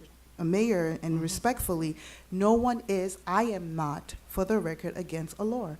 All I'm saying is, in conjunction with the city and the CRA, if we can just table this item, and then we have on the 10th, I think we meet, November 10th, we're going to have CRA, I'm sorry, on the 14th? Okay, whenever we meet in November, on the 14th, then that gives ample time for Jimmy Tate and our executive director to get it together, and our CRA manager to have all of the moving parts together, and that's it. That's all that I'm saying. I am not against this project. I'm not trying to take this project away. I am not declaring a default on this project, so I just want to make that clear. Let's just have synergy. And we do this, I offer this all the time whenever there's confusion. Hey, listen, let's just table it, let's deal with it, and come back. So I'd like to make a motion to table this item. I'll second it. I have a motion made by Vice Mayor to table the item at tab L. The motion was seconded by Councilwoman Timothy. All in favor? Aye. All opposed? Nay. Nay. I have, Thank you. the item passes with a 4-1 vote. Thank you so much. 3-2. 3-2 vote. 3-2. Jesus. Tab, what tab? M. Tab M, a resolution of the Mayor and City Council of the City of North Miami, Florida, approving and adopting the city's fiscal year 2024 to 2025 legislative funding and community budget requests, which are to be presented to the city's state representatives for their consideration during the 2024 Florida legislative session, providing for an effective date and all other purposes. Tab M. Move approval. Oh, public hearing Second, first. but I have a question. I was like, that's all we're Yes, asking public for? hearing. Are you coming to speak, Katya? Oh, public hearing is closed. Go ahead, Councilman, and then Vice Move Mayor. approval. Right. Oh, you got a Second question. it, but I just have a question, Yes, go ahead, please. ma'am. So, What is this? through the mayor, Madam Manager, I noticed that our priorities are only Oh, the three I know. items, and I was just wondering why maybe the water plant was not a priority. Just trying to Oh, figure that's that the one. out. Right. I So see that we the- have These are our state priorities? Yeah, those are. Right, those our are- state This priorities, is right. legislative. I met with our state lobbyists and also Ms. Katia Simpler on the process. These are requests that, the session has already started that we can make now. The water plant, we have to go to the department. I think I mentioned, they said it's not part of a legislative process. It's a thing that we have to go meet with the departments and do that part of lobbying that way and provide an application. So it is a priority. This is for us to make these requests for legislative funding. And by the way, the reasons why we have those amounts, this is what they said that the state would be willing to fund. And Oh, wow. also, for instance, the food pantry, this is how much we're putting in our general fund. So this would be like a match. Oh, We're already good. proffering it. It's a match. It's already approved in our budget for them to approve. So the same for the flood mitigation. PAL, as you know, we have $95,000 in our general fund. We're getting some funding from Miami-Dade County. It was advised by our lobbyists to ask for this amount. We actually wanted to ask for more money for police and so on, and they said they would only pretty much fund more body cameras, but programs like PAL, they are interested in funding, and that would get a better, Got it. a more positive response. And But can this you is not just, that's not it, but it's just like, for timing purposes, we would like to get it done. And like I said, Vice Mayor, the other items are still the priorities, but that You didn't requires mention more the work. North Miami flood mitigation, did you? Yeah, it's there. Oh, Yeah, I said you it. mentioned it? Yeah. Oh, yeah, I just want to make Yes, sure the the last one. residents hear that. Yes, yes. Awesome. This is the last one. Thank you so much, Vice, Councilwoman. No, that was my thing too. I was just like, Councilman? only three, but I understand low-hanging fruit. Do you have something else? I'm just putting it out there while we are on Oh, this no, item. no. Okay, thank you so very much. Did we work with our Councilman? CBOs, maybe? Because I know sometimes, partnering with like a nonprofit, I know that's how the Senior Foundation was able to get funding. So, Yeah. so for the record, the food pantry is a nonprofit. So we Okay. good City to go. nonprofit, and PAL, and those are, Okay. and the reason why we're focusing on that again is because those These are our those profits items we are fund. coming out of our general fund, Mhm. and I'm trying to make sure we secure funding for them moving forward that would not really come from our general fund to alleviate, Awesome. our liabilities. Okay. Thank you. I think it's been moved second. If not, I'll Right. second it. Was seconded? It was seconded by Vice Mayor. Awesome. So I have a motion made by Councilman Galvin to approve the item at tab M. The motion was seconded by Vice Mayor. All in favor? Aye. All opposed? The item passes with a 5-0 vote. Thank you. Okay, tab N as in Nancy. Yes, so tab N, an ordinance of the mayor and city council of the city of North Miami, Florida, amending chapter 6 of the city code of ordinances entitled Elections by amending Article 2 entitled Candidates, specifically at section 6-22 to change the alternative method of qualifying by petition and to change the deadline for submission of candidate positions, providing for a repeal conflict severability codification and an effective date, tab N. Thank you so much. Public hearing is open on tab N. Is it Nancy? Yes. This is second hearing, right? Oh. Yes. I just yes. wanted you to explain it to me because I don't Sure. understand what it is. Absolutely. Name and Thank address you, for the ma'am. record. Yes, yes, I'm sorry. Mr. Eileen Bacaba, go ahead. Eileen B. Cabo, 13350 Northeast Third Court. Thank you, ma'am. Mr. Attorney? Yes, Mayor, Council. Yes, so this is the second reading of this ordinance. As we discussed at the last meeting, the first request would actually, the first time we heard about this was we got a request, I believe it was from the election department. Because we moved the elections to November of 2024, there's the qualifying by petition dates, they needed time for notification. And the way our code read, it didn't give them enough time for the notification. So this, one thing that this ordinance does is move the date back. I believe it's 85 and 75 days before the election, so that the petitions can be received by the clerk and the clerk of and the election department. The second thing it does is this was a request that came from Councilwoman Cassandra Timothy. Basically, when someone qualifies by petition, the way our code read, you had to get certain percentage of votes from the entire city, even though you were running in a district. So what this does is now change that requirement so that you only have to receive that percentage of votes from your district, not the entire city. As she I have a gave, question yeah. for Councilwoman on that. That's a good one. Now, I'm thinking about that. So, does that lower the number percentage that you get in your district as well? No, it switches from a person. So, for Oh. example, So what a person in oh. district, Go ahead. a person in District 1, for example, before, if you wanted to qualify by petition, you would have to get, I forget what the percentage. You, like with the percentage of 3% the from the entire city. which was 1,500. Oh, I and see so what you're what it does saying. is the percentage should only be Okay, allocated to your to your district, district. like other cities. I got so you. what happened was I had to get 1,500, well, No. 2,000 petitions when only 700 people voted. I got you. My question to you, the maker of the legislation, does that does not preclude that within the way it is being read right now, somebody running in their own district, you could go anywhere, right? It does can not still limit get a it. petition from I got anywhere, you. yeah. It From just has anywhere to in be the city. It's just the percentage that we the are applying to percentage. the district. Correct. Correct, Mr. Attorney? Because that would kind of hurt us if So we- he if was you have to saying stay- that you could still get petitions from people outside in other districts. It just have to be Right? North Miami North residents. Miami or no? No, Yeah, that no, kind of. it's from your district. Oh, it's from your district. Yeah, on your district only. So this would make it 3% of districts, the elected, the electoral. No. That's a thank you, man. Yes, I think we good, right? You got a question? Ask a question on that? I Based on don't what think, you I don't said? think that's fair, Mr. Mayor, that we continue to open and close public hearing to let somebody keep coming Okay. back and forth. We opened public hearing and she asked a question. Email it, ma'am. I will get it to the attorney. We'll get it answered. All right, thank you. Thank you. You're welcome. Thank you so much. Mr. Mayor, question Yes, for you yes, for the yes, attorney. sir.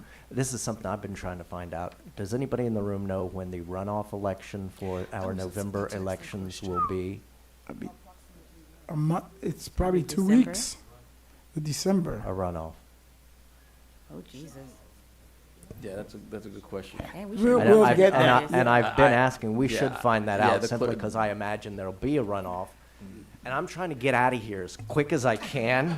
Oh, Lord. And if the runoff is then deferred because of the holidays, my booty is still sitting in this chair in 2025. No. We'd have to talk to the clerk. To the I know clerk. there was some discussion because our code has a certain period of time. Yeah. I forget The what- clerk's here. It's 2 weeks. Right, but remember, it's the election department that administers our elections, Right. and I think they had an I issue think with NMB has the same NMB thing. had one, Yeah, and so there was whatever 2 that they weeks. have, I Yeah. think it's, yeah, I think We a might have to 2, change that too. yeah, 2 weeks is perfect. So it doesn't go into, and then the swearing in is probably December. We gotta, Ew. yeah, we gotta figure out where we do it. Swearing in at Christmas. Yeah, well, we could, either you do Can we that change the office? or you because you don't want to compete with the president, the inauguration on an election, on one of those years. I don't care. President Trump can have his second inauguration any day he wants to. Councilman, I think we have our motion to adjourn.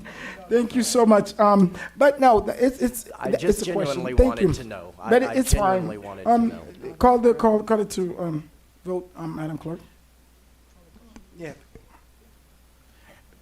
That is a good question. So it's an Can we ordinance. move it back to August? All right, so Vice Mayor Estimate Irvin, how do you vote? I'm sorry, you talking to me? Oh, on the. Yes, I vote yes. I vote yes, I'm sorry. Mayor Dezelman, how do you vote? Yes, yes. Councilman Charles, how do you vote? Yes.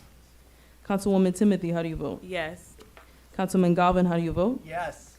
So the motion carries with a 5-0 vote. Thank you. And wait a minute, after it's voted, Jeffrey says candidates must submit 113 days prior to. So that answer is 113 days prior to the election. Is that a recommendation or that's in the law? I think this petition must submit. I got you. Okay, thank you. Got it. Thank you so much. I got it. Okay. Tab O. Please be advised that the following tabs O and P on the agenda are quasi-judicial in nature. If you wish to speak in favor of, object to, or comment on an item, please complete a public speaker's card indicating the agenda item number on which you would like to comment. You must be sworn before addressing the City Council, and you may be subject to cross-examination. If you refuse to submit to cross-examination, the City Council will not consider your comments in its final deliberation. Please also disclose any ex parte communications you may have had with any members of the City Council. City Council members must do the same. Anyone who wishes to speak on the quasi-judicial items presented, please rise to take oath. So please raise your right hand. Do you solemnly affirm or swear that the testimony you are about to give in these proceedings is the truth, the whole truth, and nothing but the truth? I do. Thank you so much. Did you read? Did you read? I didn't think so. Go ahead. So tab O. Mm-hmm. A resolution of the Mayor and City Council of the City of North Miami, Florida, approving an application for a conditional use permit and substantially the attached form for a proposed development consisting of 239-unit, 8-story apartment building on 2 parcels of real property located 12615 Arch Creek Road and 1486 Northeast 127th Street, identified with Miami-Dade County folio numbers 06-2229-044-0070 and 06-229-044-0060, and totaling approximately 1.59 acres in accordance with Article Division 4, Sections 3-402 through 3-407, Article 4, Division 2, Section 4-202, Section 4-203A, Section 4-205, and Section 4-310 of the City of North Miami Code of Ordinances, Chapter 29, entitled Land Development Regulations, providing for an effective date, and all other purposes, tab O. Good evening, Mr. Mayor and Council. Both item O and N are the same item. It is the conditional use permit, and so can we read both of them and do press them? Yes, sir. Thank you. P. P. Mm-hmm. Tab P. P. Okay.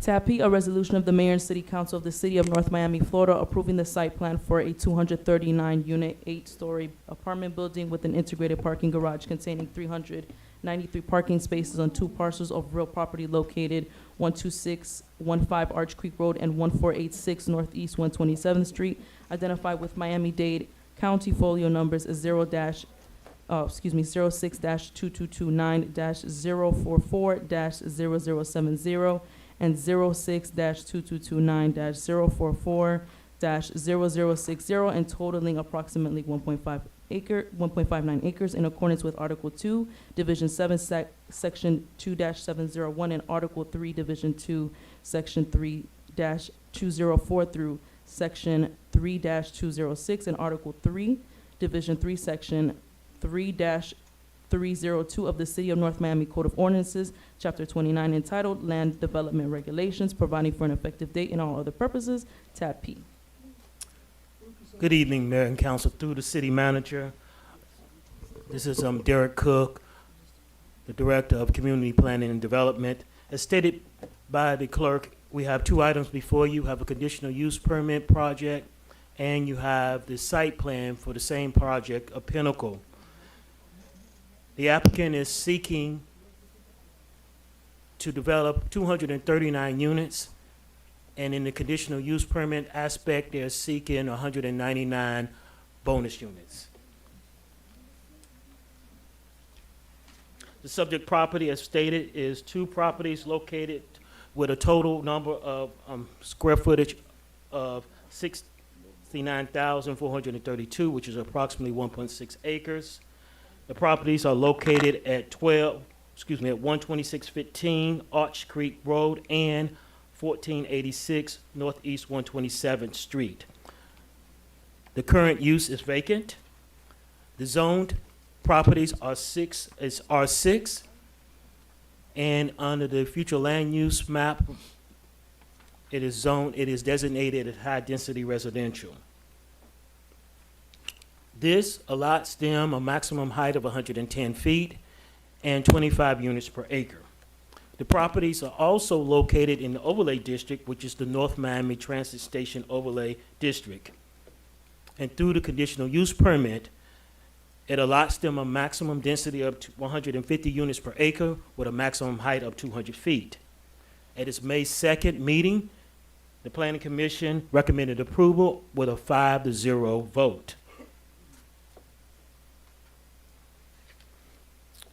As stated, the proposal is an 8-story building containing 239 residential units with a breakdown as such. It would have 7 studio units, 117 single bedroom units, 107 2-bedroom units, and 8 3-bedroom units.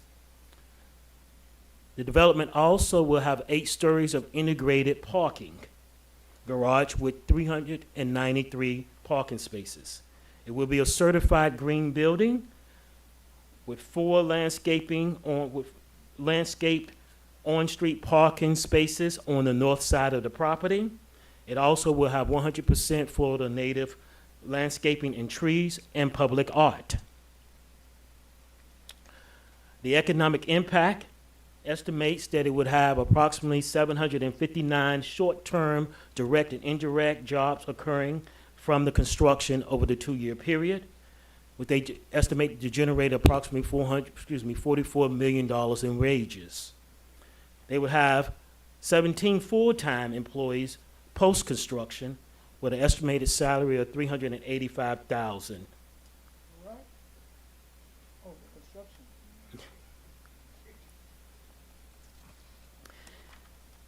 They estimate there would be approximately $7.9 million spent yearly from the new residents in retail, goods, and eating and drinking establishments. The ad valorem is estimated to be $1.93 million annually, with 95% of that currently going captured by the North Miami CRA.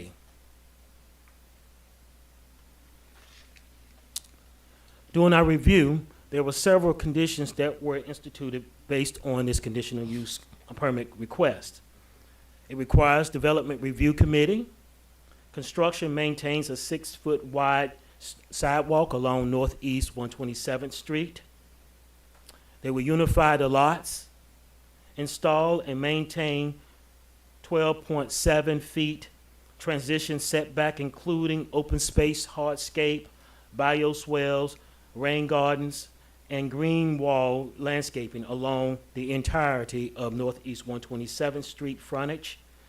Provide LEED or LEED equivalent certification prior to the certificate of occupancy being issued. And sustainability comments include enhanced stormwater retention and low-impact development activities. Low-impact development activities includes green walls, bioswales, green gardens, things that have rooftop gardens, things to that effect. Gray water retention. Gray water is like essentially clean water like bath water, sink water, things to that effect that they can recycle and use again. For this project, as was stated, they would have bioswales, they will have a green garden, and they will have a green wall as landscaping and other landscaping features, especially along the northern part of the project, that they will be enhancing that area and the neighbors with their landscaping. The next step is that this project will require going to the Development Review Committee, and the site plan will require approval by the City Council. The DRC at its June the 27th meeting recommended approval, and the second stage of this is the site plan as we spoke of. I will not go over all of the specifics of such as the site and stuff like that, but I will go to the conditions that were instituted as related to the DRC development review.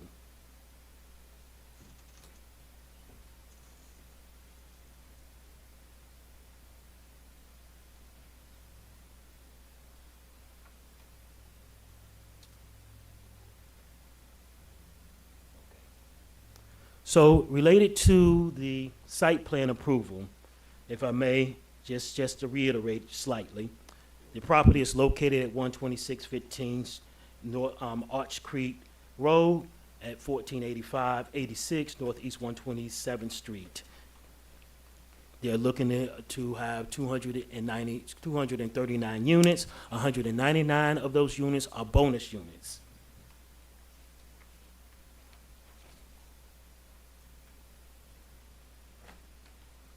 During the DRC approval process, there were several conditions that were instituted by the committee, and those conditions are as follows. They would need to have a unity of title, unifying the properties, install a 6-foot wide sidewalk along Northeast 127th Street, provide proof of LEED or equivalent certification prior to the certificate of occupancy being issued. All utilities must be installed on the ground. This is pursuant to the Land Development Regulations, Section 3-810E of our Land Development Regulations. So that's within our code that requirement is instituted. They also would obtain a certificate of use and business tax receipt prior to the operation of the building, and public art is required in the public spaces at this location. The applicant will need to apply for a building permit by December the 27th of 2024, and as stated, obtain a CU and a BTR prior to leasing any units. Thank you. Thank you so very much. There are 2 mics. So anyone who would like to speak, who have been sworn in, you could use both. And I haven't received any cards. And then also before we could start, I would like for the member of the council to disclose. Excuse me, ma'am. Give me 1 second. Before we begin, I'd like the member of the council to disclose any communication that we had. Is this, and I want to be clear, because I have 2 items here, and I'm not sure. Is Miguel here? Okay, so is this the item with Mr. Diaz de la Portilla? Yes. Okay, that's what okay, perfect, thank you. So I had conversation with, but like 3 weeks ago, right? Yeah. Oh, a month ago. It's a while ago. Oh, okay, it was, okay, thank you. Yeah, I'd like to disclose ex parte communication with the applicant and the owner as well. Awesome, thank you. Me as well. I met with the applicant. And the lobby. I'd like to disclose that nobody has reached out to me on this project. Really?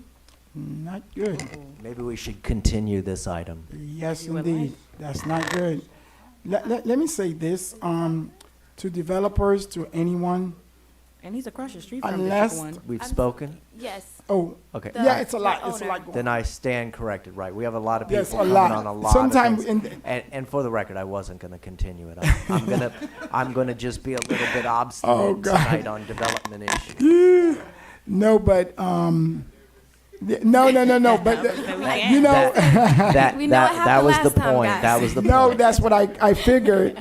And just so for the record, and I think I told the manager, and I started this last year, if at least give us the respect, even if it's not in somebody's district. I always said it's a common courtesy. I just voted down if you, because at least do that. At least the people will know. And I think we've got, this was deferred the last time because of that. So I'm kind of glad. But that's why I asked. I remember saying, but I wanted to be sure. But I know I had conversation with Mr. Diaz de la Padilla, so that's why I want to make sure. Thank you so much. Councilman Charles? Oh, no, I'm here. No, have you met with anyone? No, yesterday as I was wanting to the men's room, and then I saw them in the lobby. I didn't say anything, and I went back to my office, so I didn't meet anybody. So, I'm sorry, Councilman Charles. And of it's course been a while, but you did meet with us. Yeah. You met with us. Yes, Via in the lobby. Zoom. Yeah, No, on Zoom. In all sincerity, everybody meets with us all the time. It is easy when time passes. But it's been a long time. It was a while ago when we met. That's way before I even went to Africa. How would you that's what expect happened. me to remember stuff like that? No, please. No, Councilman, I think they met with me around the same time.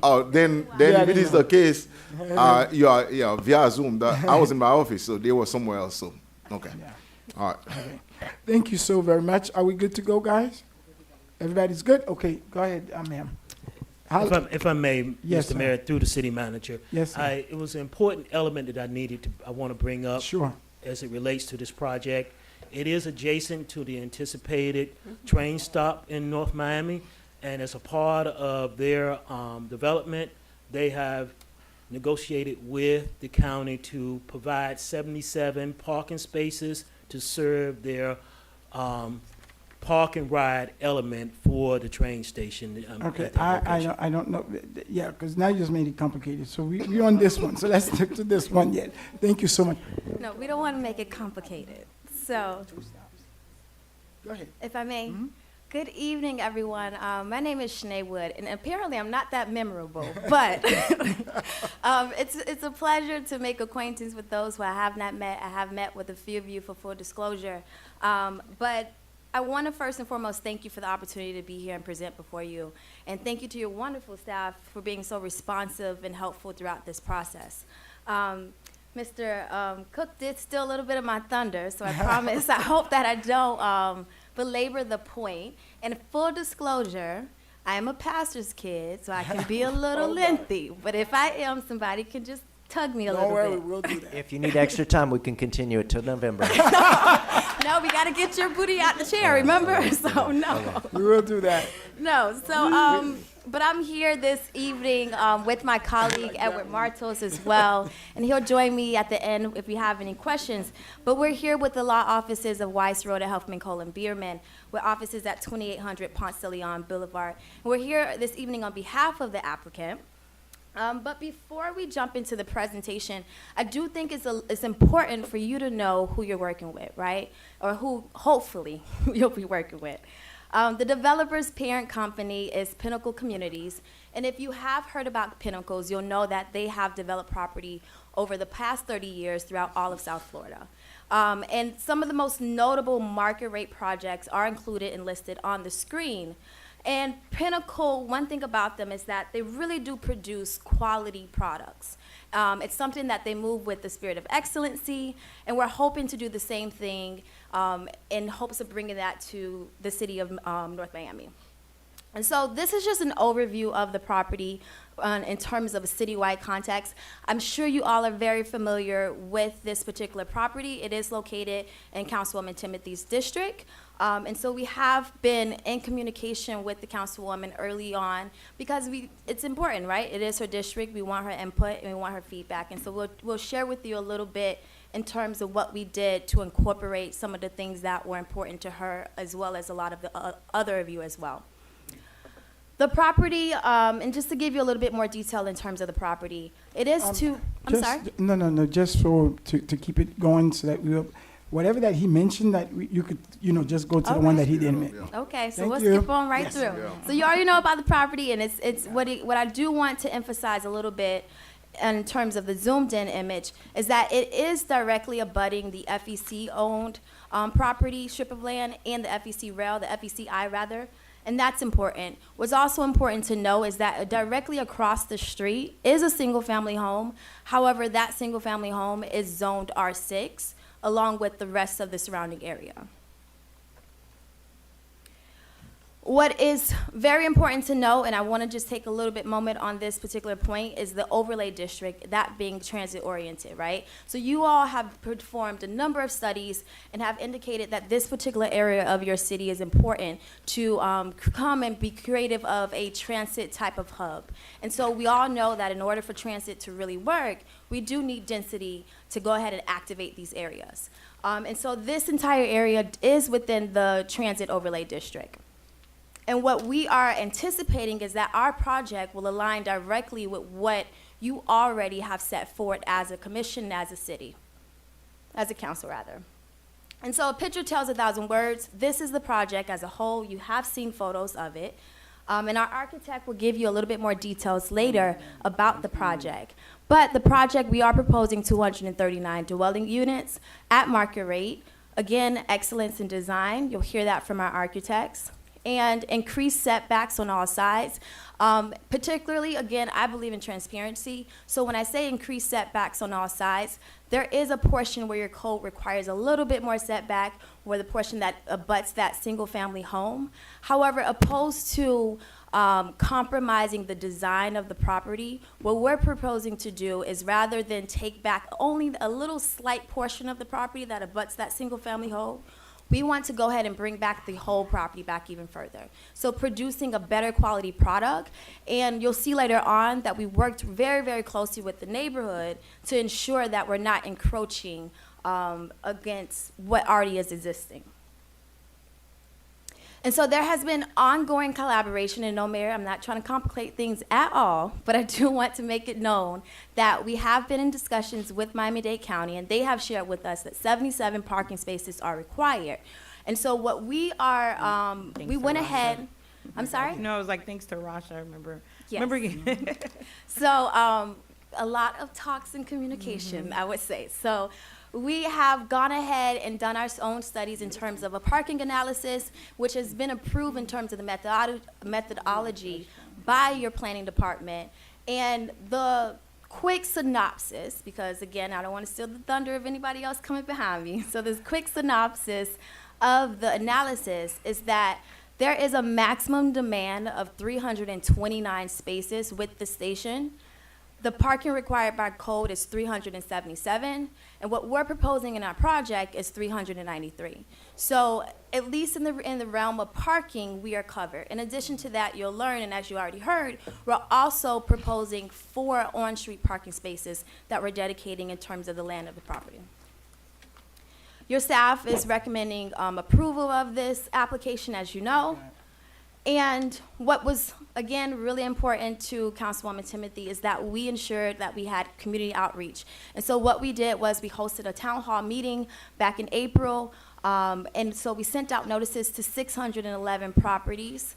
And particularly, I really just want to, because we work with a lot of developers, right? And so I have seen Pasquale meet with every single one of these residents as often as possible whenever they wanted to really come to a consensus of what would be a good product that we all can live with, right? Because in all life, you can't make everyone happy, but I think they did a really good job to at least give some comfort to some of the residents, well, the one resident that lives across the street. And so that, I think, is something that should be highlighted and important, and you'll see that landscaping buffer that we put on our neighbor's property in order to help with some of the intrusion that may come about. And so we've received several letters of support from the surrounding communities. Again, the property is surrounded with condominiums dating back to 1950s, 1960s, more older or more mature housing stock. So we are bringing something new and modern to this area. And so we've, again, received letters of support. We also have talked to numerous neighbors in terms of their concerns, addressed those concerns. One of them, for example, was dust and things of that nature. We have guaranteed vouchers for car washes. So really trying to be reasonable and trying to be proactive and responsive to some of these requests that were made from our community engagement.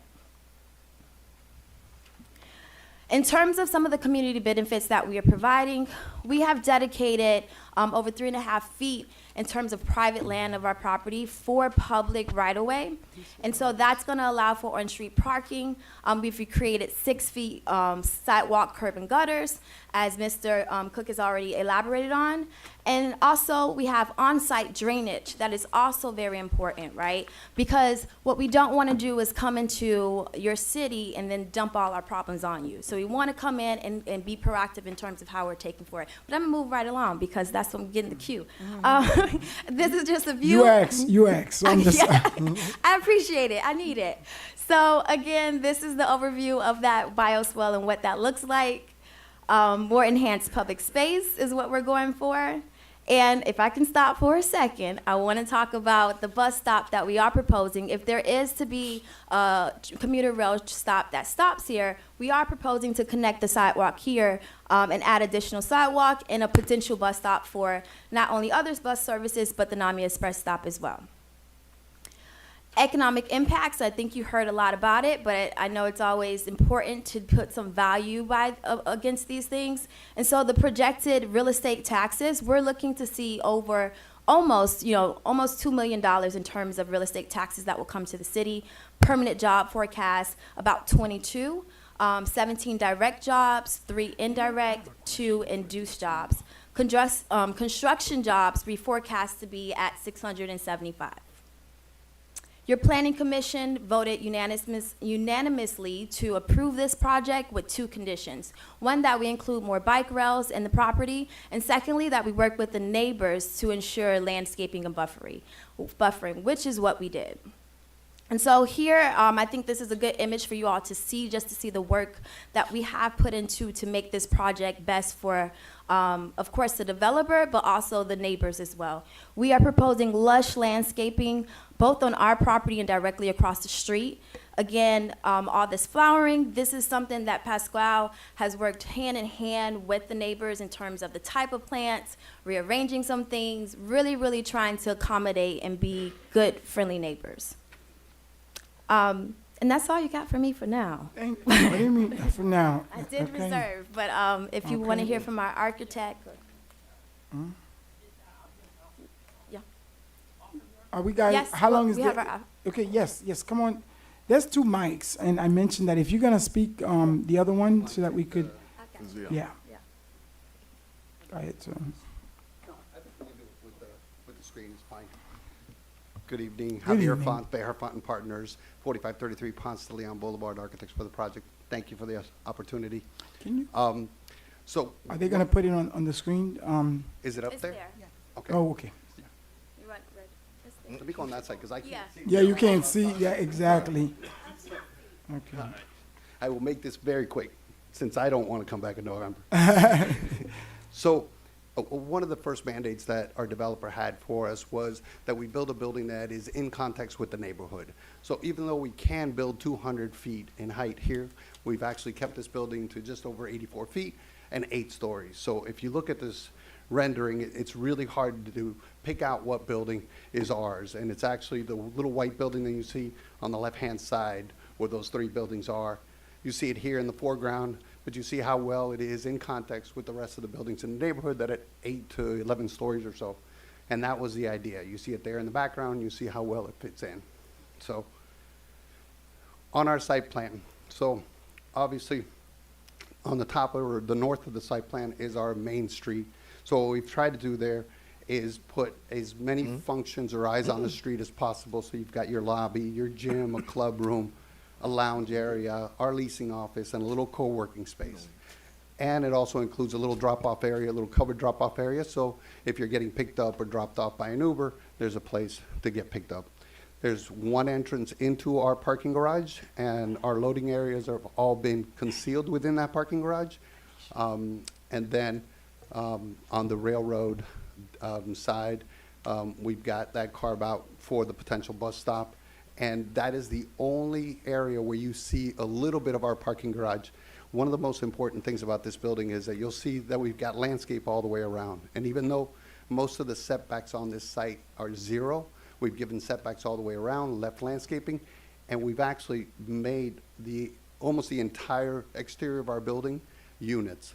So if you look at this, almost all the outside face of our building has some sort of use on it. And that's very visible in our second or our typical floor. So that was our ground floor. This is our typical floor, so 2 through 8. And you look, and the parking garage is completely concealed, so you don't see any parking spaces from any of your neighboring properties. The only place that you see a little bit of the parking is from the railroad dedication. So all the units either face a courtyard or they face a neighbor, and they're all set back. So it was, the design intent was really to be sensitive to the neighborhood, not only in the bulk and the scale of the building, but also what we perceive or what our neighbors perceive of our building. So again, if you have any questions, I'm happy to answer them. Our front elevation, obviously we've used a lot of balconies. You can see the ground floor, how interactive it is. You can see the little blue area, which is our drop-off pickup area. And this is really our worst elevation, if you will, because it's our parking garage. So we've dressed it with some public art. And then we still have units overlooking that area, but it's the only piece where you actually see a little piece of our parking garage. So, yeah. Any questions? I'd happily answer. Any questions, or is there another presentation, or that's it? Move approval. I Move. no, no, I no. move approval. Okay. Okay. No, I have I think nothing. I have a, Wait, we have a couple. I have a few Is there a questions. second, and then is there a discussion? I have a few questions. Okay, so, Motion withdrawn. okay. Okay. Board Member Charles, Yeah, or Councilman Charles, I'm sorry.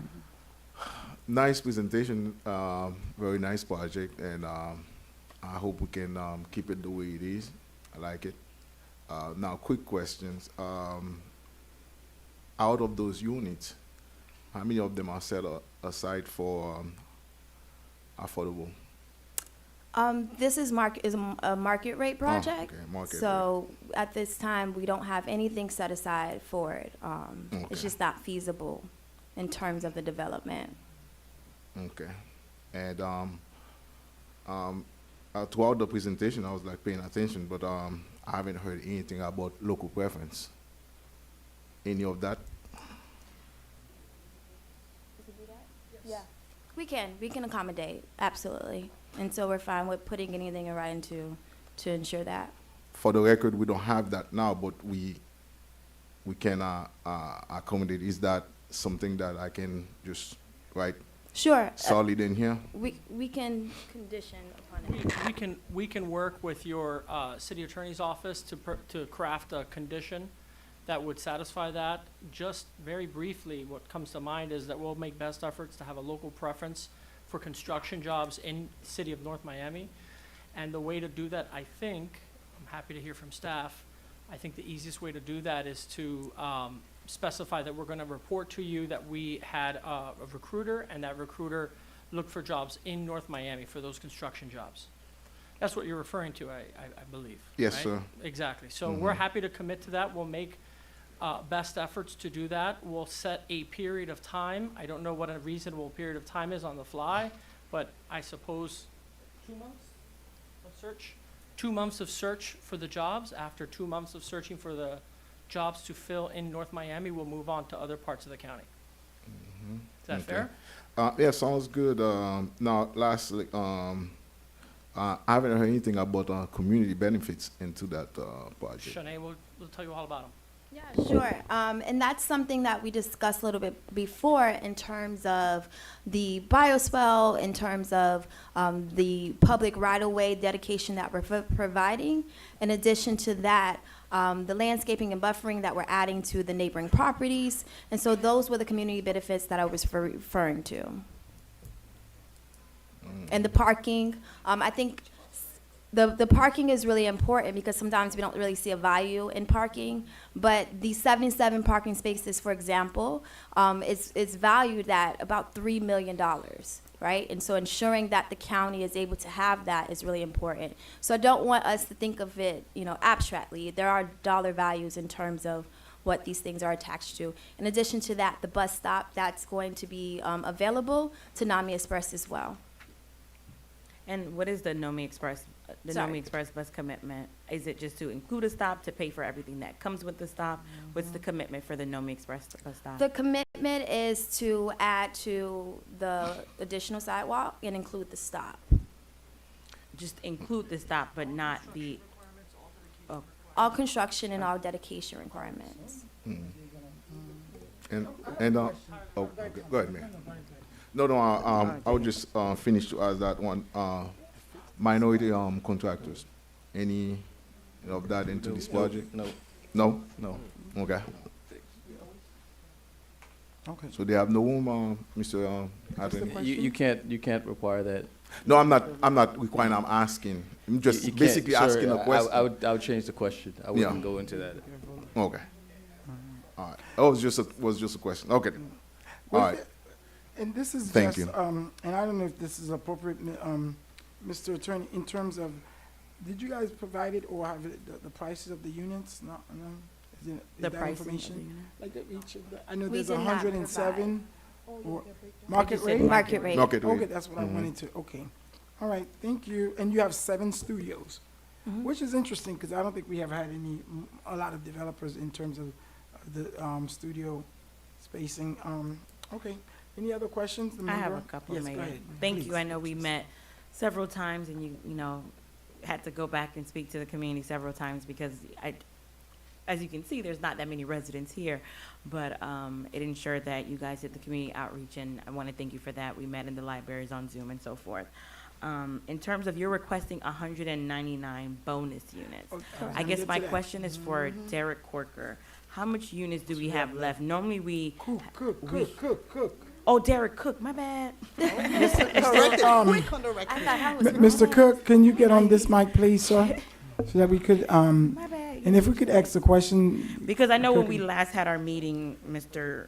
Cook, when we were going over development in the city, it was, normally we would track it so we know how much we have left. And I don't know if everyone else knows, you know, units that probably should have been committed to Redwood or wherever the case may be, if they were allocated or not in those numbers. So I just wanted to know how many units do we have left? So, forgive me, and I should have been prepared to give you that specific answer. I believe it's 527 that are remaining in our After pool. this? I gave After you this?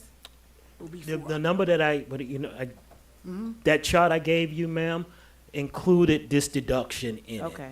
Yes. When any items come before you for CUP, their units they're requesting have been subtracted from our total before we even get up here. question. I know, and that's an excellent question, KT, Councilwoman Timothy.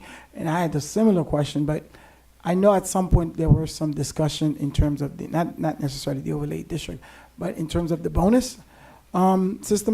We had said there might have been some, perhaps we would reserve some for the northwest area, because as we see a lot of the development that was going on in specifically there. Was there any, or have we, or the administration, in terms of the prioritizing of the units that we have left, the bonus units that we have left? And you and I, we had this discussion several times. So, any discussion? I don't see 7,000. So, I know. so for clarification, we have 524 units left. With the introduction, with the completion of our comp plan update, we will introduce several thousand more units into our bonus pool, which will cover what we have anticipated in the Redwood project, what we anticipate for potentially in our P3 project here on the city property and throughout the city. I understand, but that's not my question. My question is, in the new comp plan that is being, that's at the state, and it's supposed to come back to us for the final approval. November 14th. We had discussed during the process of the comp plan that we dedicated something at least, and especially now that we see that the CRA is dedicating 35%, and these conversations started way before that happened. So there will be some movement. The idea is every pool that people that's been pooling from the pool, it has been kind of, and you and I, exactly. The conversation that we had, what can we do, or what could be designed in terms of a special package, in terms of at least if a developer is coming, we could say those are reserved, whatever it is, and by council, we could, do whatever that we need if needed to go. But I seriously thought that we had a dedicated amount in the thousands that's coming, because obviously we see what's been going on in the past few years in terms of that. But that's a whole different question. We'll address that with the management and Mr. Attorney at some time before the complaint come back. So with this proposal, the 109, that's already The 199. Oh, They're requesting. And is there any? 199. Is there any conditions that they So- have to meet to, I'm sorry, that's another question. Any conditions that they have to meet in order to request bonus units? Like, do they have to allocate to affordable housing? Do they get priority? How do So- we? So in the conditions needed to get bonus unit, you don't have to do affordable housing. But we do currently have in our code, if you do affordable housing, then that does allot you certain benefits in the city, certain promotions that we should be doing for that project to feature it as this is affordable housing, workforce housing that's taking place in the city.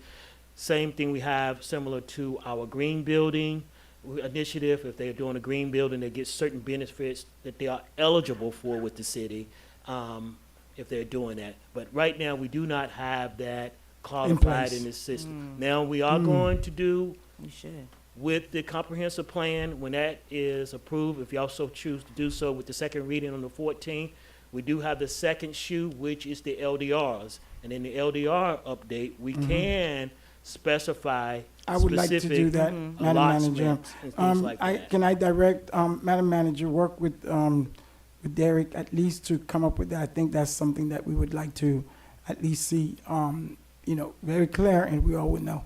Thank you so much, Mr. Derek.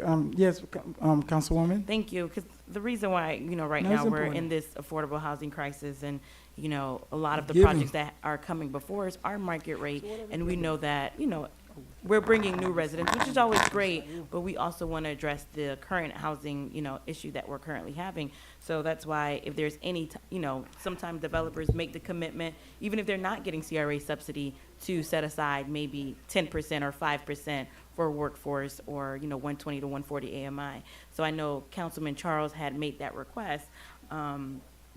So we're, there needs to be some type of, Madam Manager, we need to put some, in terms of when they're requesting bonus units, because it is a, like a gift that we're giving, because we don't necessarily have to allocate those bonus units, that we put some types of conditions so that we can ensure that, hey, that we're safeguarding, our community. And of course, this is a great project, but definitely want to make sure that we're doing all that we can do to also address the crisis that's going on throughout Miami-Dade County. And if I may just briefly, I do want to point out in terms of Pinnacle, if you know what they do and what they're known for, it is affordable housing. They build that type of model. And so if there's anybody to do it and have the affinity to want to do it, it would be them. And in terms of them crunching the numbers, Just for clarification, this is not the conversation, that we're just talking in general.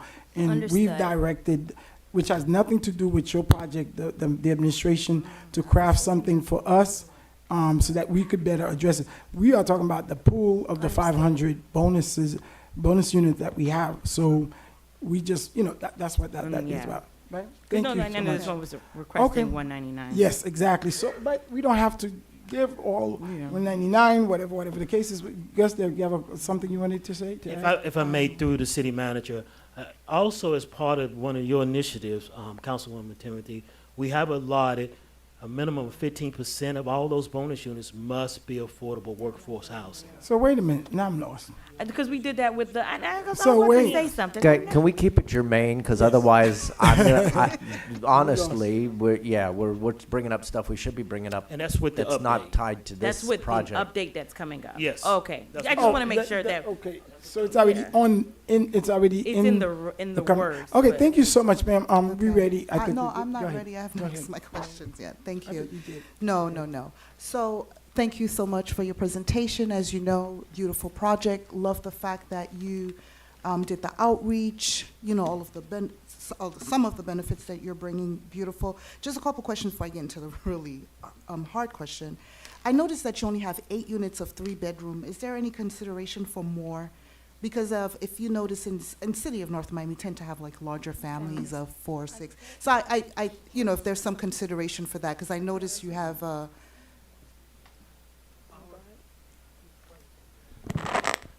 This matches our experience over time. Okay. It's, you know, that's where our analysis lied, was with this mix. I'll be honest with you, Mhm. things do change, markets change. Okay. And this is certainly something that I've seen many times be altered during the building permit process Is the as the 3-bedroom? market changes. So, this is our intended mix right now, Sure. but it's very likely to change over time. okay, I just wanted to see if there was flexibility. You know, it sounds like there is, if the market is requesting, is that That's what I'm the hearing? market appears to be Okay. pressing. Correct. So, so what I am asking, as I've asked you privately, and I will ask publicly. So let me just start putting some facts on the record. So, Derek Cook, can I ask you a question, please? As of right, how many units can they build? As of right, they can build 40 units. 40 units as of right. As of right. So it is my understanding that they're requesting 199 units that we provide to them, correct? That's through the bonus units, through the conditional use, yes, Right. ma'am. And so what, you know, one of my colleagues just mentioned, and I will echo that sentiment. I understand that you're saying that this is market rate, but as of right, you would have built 40 units. So what I'm asking is, if there could be a consideration to have a mix of affordable and workforce housing. Like I've mentioned to you when I met with you privately, is that, you know, as elected official here, our duty per our charter is to provide affordable housing for our residents. And so if you're, the people have me here, and so I'm advocating for them. And if we're giving, and I know I have to thread on waters here, and my attorney's like going crazy, but but what I'm saying is,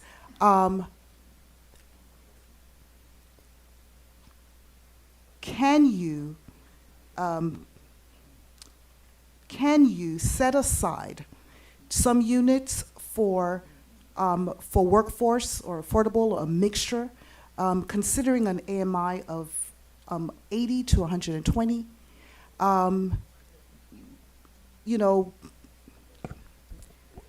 We are completely open to looking at the issue at this time with financing the way it is, with construction costs and our market analysis. So- We can't commit to that now. Right, so every time that We've- you say financing, but again, on the record, based on what I understand, is outright you can do 40.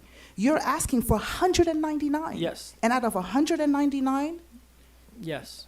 you're still telling me finance? And But you're asking us, No, Vice Mayor, we could do as a board, thank you, whatever we want to do with what they're asking us for, so let's be careful in terms of if we want to vote or we want to reduce it, whatever, that's up to us.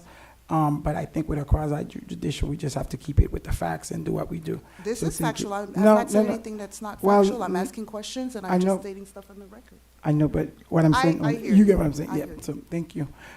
Derek, any factual things? Thank you so much. Thank you. Any other So is there no, so, I mean, there's nothing wrong with them considering anything, right, Mr. Attorney? Consideration, I'm asking. They can, okay. So this is a request for conditional use permit. This is guided by LDR, section 3-405. There are standards for approval of conditional uses. Those standards include 11 items. I can sit here and read those items out, but I won't. What I can tell you is the things that you're asking for are not within those standards. So if the developer wishes to do it voluntarily, they can, And but that's that's all I'm not a asking. condition of the conditional use permit. And I'll put on the record that we build affordable housing. We're always considering it. It is our bread and butter. And if an opportunity arises that makes sense, we will take it. but we can't commit right now with this market and with no subsidy. I want to highlight that this project is not asking for any subsidies at this time. Mr. Thank you. Attorney, are we obligated to give any floating units? No, you're not. Mr. Attorney, can we reduce the requests? Yes, you can. Good? Are we good? If I Any can other- just submit to the record, please, Sure. some documents. And so this is just the PowerPoint presentation, some letters We of have it. support. No, The for the letters record. of support, okay. Yeah. Give it to the To clerk. the clerk, to the Yes, clerk. thank you so very much. Thank you. Thank you so much, Madam Clerk. Is there, well, I know, well, Go I ahead. don't know if there's a motion, but, Vice Mayor, were you requesting a motion or, or amendment to their site plan or the amount of bonus units that we're allotting, or what they're requesting for?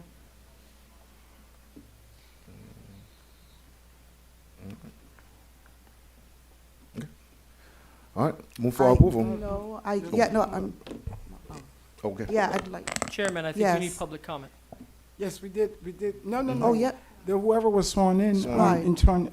this is public comment, so whoever, I think this was the folks who came up. Anybody else? that was we sworn can't in, accept I'd like that. to Yeah. speak, yeah. So, okay. So, yeah, public comment was closed, and then I think she was making presentation in terms of staff with that. Are we, any other questions, member of the council? No, I didn't know if Vice Mayor was gonna answer the. Yes, Vice Mayor, go ahead. So, This is,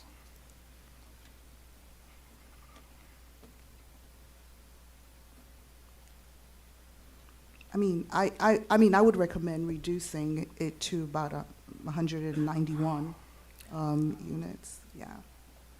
Vice Mayor? is there any, Yes. is there any reason? Uh, I'm just asking. Chair, We- Why not 191? Is that a, Taking away 8 Eight? units.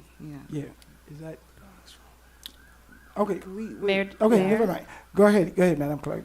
Yes, I just wanted to clarify that Councilman Charles made a motion, so if you're going, Oh, if something okay. else is going to happen. Oh, I see. That's true. Uh, Yeah, it's his motion. Whether he wants to. Are you make a withdrawing the motion? Let motion, me so someone just else? go ahead and withdraw my motion Right. and Okay. until we get everything. Okay. Right. So I'd like to offer some amendments. Amendments or amendment? Well, you could just make a Amendment. new, Okay. you could just Right. make a new motion Yes, because go he ahead, make your new withdrew the motion. motion. Yeah. Right. You know, so, I can motion for it to be approved with, 191 floating units. Okay.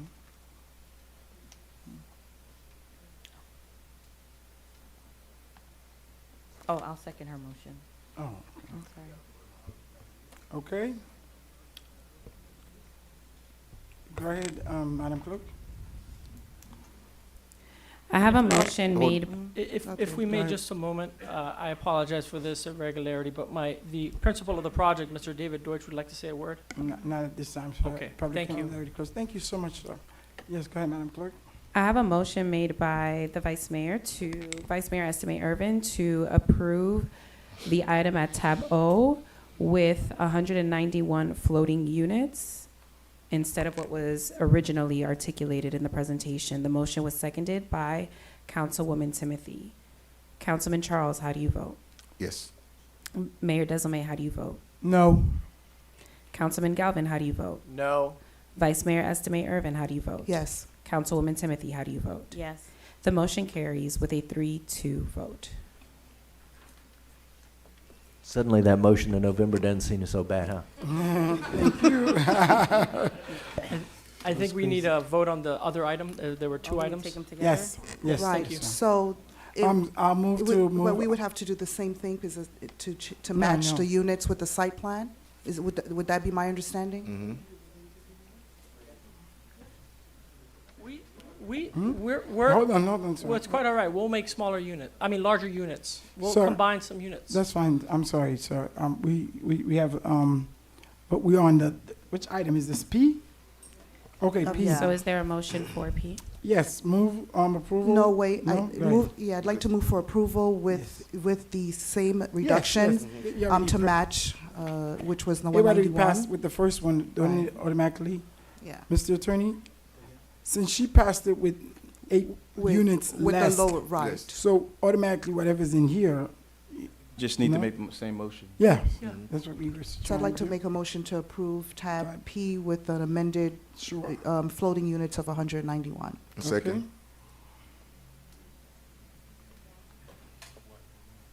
Okay. I have a motion made by Vice Mayor Estimate Irvin to approve the item at tab P with the reduction in floating units to 191. The motion was seconded by Councilman Charles. Councilwoman Timothy, how do you vote? Yes. Councilman Galvin, how do you vote? No. Mayor Desame, how do you vote? No. Vice Mayor Estimate Irvin, how do you vote? Yes. Councilman Charles, how do you vote? Yes. The motion carries with a 3-2 vote. Thank you. Tab Q. Tab Q, I thought that one proposed. was tabled. I'm sorry. Oh, it was tabled. That Oh, was yeah. tabled. Mayor, council, council, Yes. thank you. Ah. I Thank just want to you, give you sir. a very heartfelt thank you. I appreciate your Thank you. time. God bless. Thank you, All sir. right, tab Q is deferred by the applicant, by request of the applicant. Awesome. Oh, So, my there's a God. 10 With that being discussion? said, Well, we are, There's a 10, Mayor, I'm- discussion. yes. Yeah, I had the item to discuss the second council meeting in November. However, it was brought to my attention that there are 5 Tuesdays for some reason in November, so it's not Yes, going to conflict with Thanksgiving. Thanksgiving week. So our next council meeting for November will be November 14th and the 28th, so there's no conflict So with that's Thanksgiving. We're fine. after, wait, I know, but that's after Thanksgiving. Yes. Thanksgiving is Thursday and then Tuesday? Yeah, the Tuesday, the Thanksgiving's the 28th. 23rd. Yeah. Yeah, So so Tuesday. the and Tuesday, then the 28th will be the council meeting, on so we're Thursday fine. and- Oh, we're fine, okay. Yeah. I mean, y'all fine. I just, I'm gonna be You better. wanna Okay, we take got two it. That's fine. Okay, thank you. Citizen Forum. That's probably our longest. Move to close citizens forum. Stop. I'll be honest, I'm just trying to move things along. I know, well, we got it anywhere closed. Council report. Vice Mayor, you wanna go? As you getting your stuff together, Councilwoman Timothy, and then Galvin. Oh, me? Yes. Okay. Just want to thank you, Mayor. I know you're hosting a rally tomorrow. Just want to send a message of peace. We know that there is war taking place throughout the world right now and civil unrest in different countries. So thank you, Mayor, for leading that charge. Just wanted to send another thank you to everyone who attended the second annual Teach the Fish Business Summit. We were beat, but we made it through. We had over 300 businesses in attendance, and they were just ecstatic. I was kind of shocked in the room when we asked, hey, how many business owners in the room? Everyone raised their hand. How many have a North Miami BTR and CU? And only 2 raised their hand. Some had to run over to go pay their BTR and CU, so definitely need to make sure that we, maybe we need to have it automatic, because I don't think we send out automatic notices know what for they people do. to renew. We were able to give out 10 grants away, courtesy of the Miami Foundation, for some of the businesses in the room, so that they did get their BTR and CU renewed on the, through that grant. Again, just want to thank everyone, John, Chanel, the team. We did it. We'll be planning next year's summit sometime soon, and looking forward to it. Thank you, everyone. Thank you so much, Councilman Galvin. No report. Councilman, I'm gonna save it for November. All right, so have I beaten that joke up enough? Sorry. Councilman There's some Charles. stone faces in the back Thank you, of the room. Mr. Mayor. I'll start with these. President Kennedy once said, and I quote, Israel was not created to disappear. Israel will endure and flourish, for it is the child of hope and home of the brave.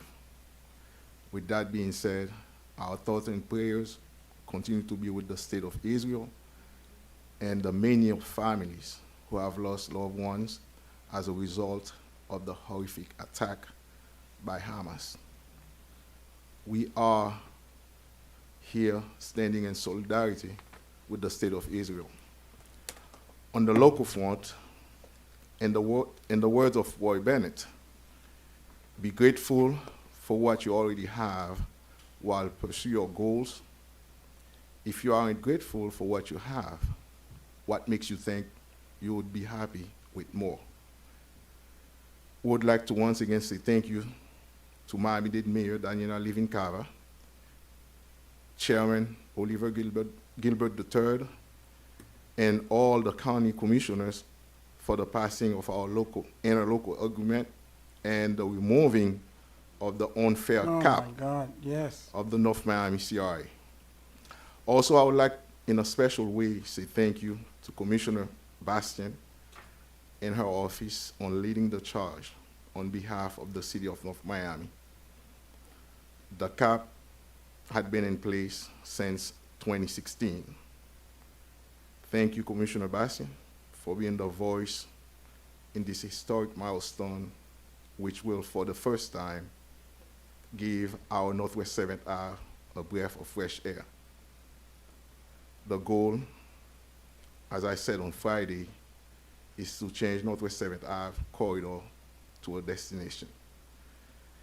Health and wellness, I just want to say thank you to our city manager. Last Thursday, we had our first workout at the Judson Community Center, and it is open to all employees. And we are only 3 of us, the mayor, our chief, and myself who were there, and it is fun. If you think that I'm lying, please stop by and ask our mayor.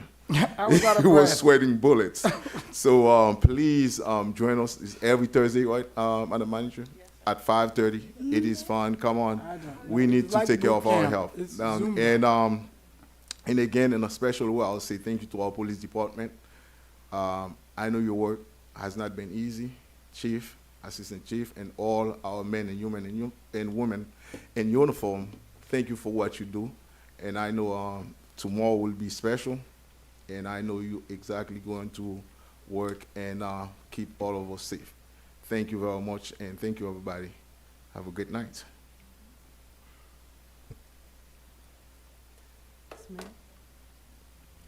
Okay, I guess I'll go, Mr. Mayor. Yes, Thank I you. did. Yes. You ready to- Good evening, everyone.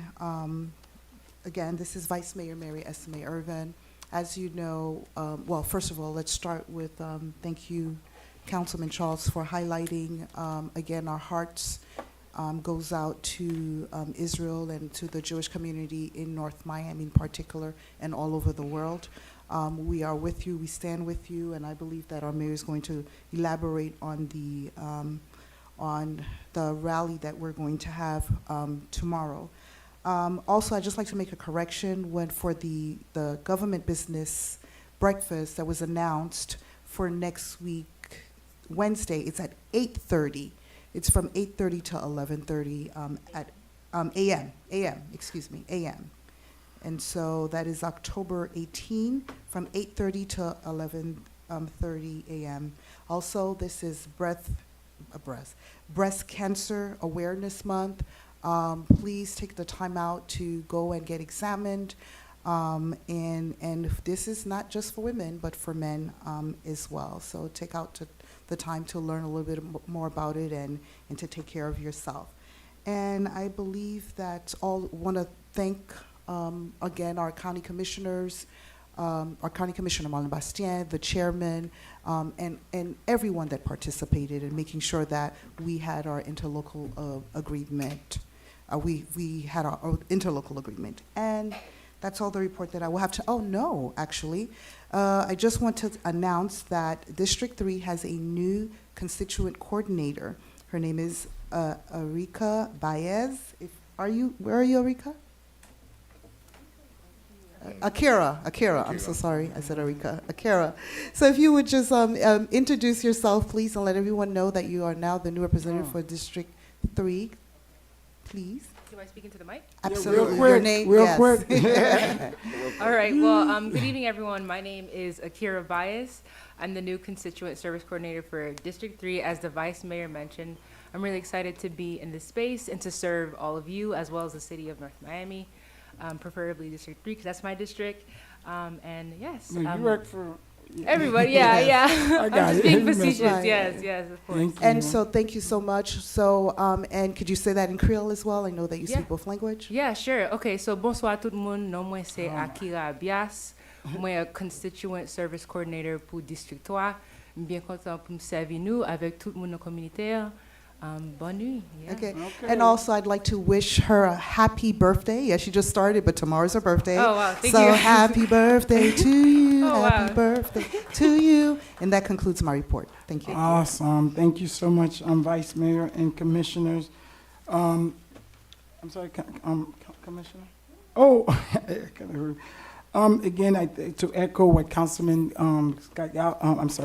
Councilman Charles mentioned, thank you so much to the county mayor, the county board chair, Oliver Gilbert, and our two commissioners, Mickey Steinberg, and of course, our dear District 2 commissioners, which she always mentioned, her largest city is the city of North Miami.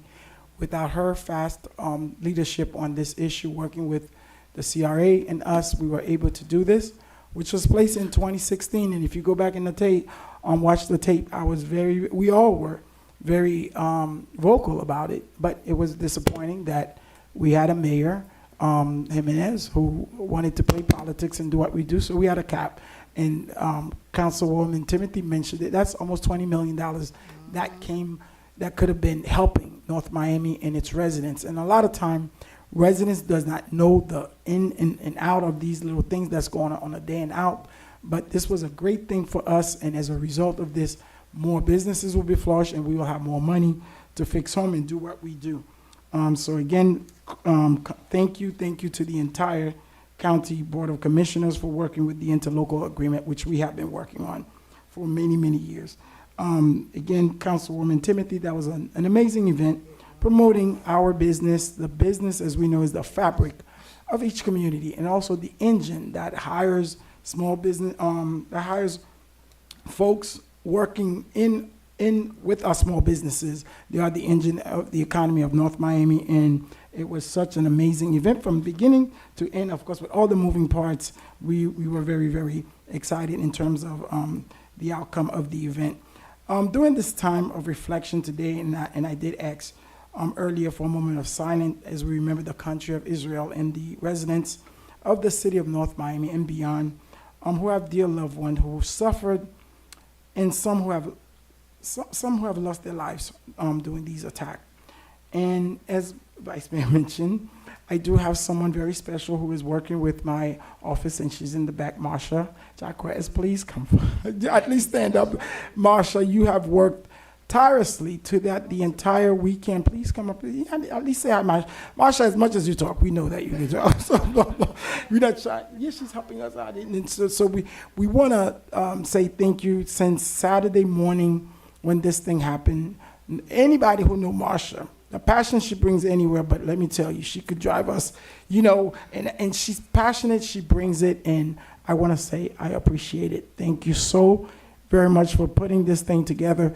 She called me and I said, Rasha, you do whatever you need to do. And an hour later, she called me back with a whole agenda of people from everywhere in the country. I said, Marsha, when did you do it? She doesn't sleep, so I just find the secret. She's like me, she having something. So we texting at 11 a.m., 1 a.m., talking about this. So I want to say thank you as you start with our journey. We want to say thank you. And lastly, it's personal. This is really, and I think you stated best, Councilman. We've been working with our rabbi, with our Jewish community here in North Miami. They have always stood up with us, especially I as a Haitian American. We get it. See, we are used to our people being brutal, being raped. Last year, you guys did not know this, my sister-in-law was kidnapped, and they had demand $1 million. So I am a family member who understands it. When Sister City International president, my good friend, Peter Schwartzbaum, who's the country rep for Sister City International, Israel is his country, when he texts me pictures of little kids that Hamas took and they put them in cages and they sent them around, that was it for me. It was already personal. And it got worse when this morning I got a text from Marsha about her family member being killed as a result of it this morning. So Marsha, our hearts are with you. North Miami is standing strong with you. Thank you for your work with our community here. And welcome to the team. We want to say thank you for your dedication, and to the folks of North Miami. Anything you want to say, please? So Speak to the mic. a reporter asked me a question today that I want to share with you. Sure. The question was, with all that's happening in Israel and the war, are you fearful of more hate? You know, are you fearful with all the rise in anti-Semitism that hate will rise and increase more? And my answer was no. I actually don't fear hate. What I fear is indifference. It's indifference that killed 6 million Jews in the Holocaust. It's indifference when the Nazis marched into country after country and city after city and street road after street road and took the Jews away, and people who were not Jewish looked away at a blind eye. They were indifferent to it. And why I am so passionate about this city, and I mean this, and I said it to the reporter, is because you exemplify what is not indifferent. That of all the cities in Miami-Dade County or in this world that's going to host an Israel Solidarity Rally that stepped up and said, let's do this, no one would have thought North Miami. You would have thought Aventura, you would have thought Miami Beach, you would have thought Gables, you would have thought Boca Raton, but you certainly wouldn't have thought about North Miami. And to be here, and to be in a diverse city where we stand shoulder to shoulder, no matter your race, no matter your religion, no matter your creed, with your hands up and saying that we are not indifferent, should be exemplified around the world. So thank you. Oh, thank you so much. We appreciate it. And thank you again for your hard work. As we hear, she's working in the back saying CNN confirmed they'll be here tomorrow, which they haven't been at the other rallies. Local news will be here. But I think the significant, and I got a call from a couple of Jewish community members in our community from all over Miami-Dade to say thank you to us as a city.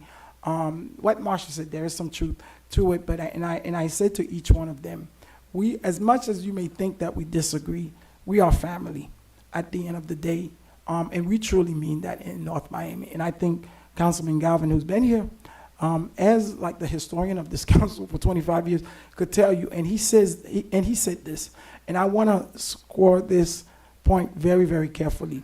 And I've been here, and this is no, lack of a better word, this is no disrespect to anyone. The past 10 years I've been here, this has really, truly been one of the most cooperative, and we are moving, and I thank God every day. And I tell you why. Because at this particular time, this moment, I do believe we all are on a mission. Everybody's up here. And I said this to Africa, to my colleague. And this mission, God had already known all of these were going to happen. And we had this type of council here.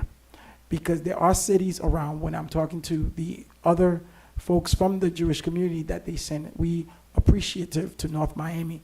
Not because we know that 1,000 people will show up in Aventura. We know that 1,000 people will show up in Miami Beach. But even if 50 people showed up in North Miami, the fact that this council and this building will be lit in blue, thank you, administration, Madam Manager, and your staff who've been on the phone since Sunday.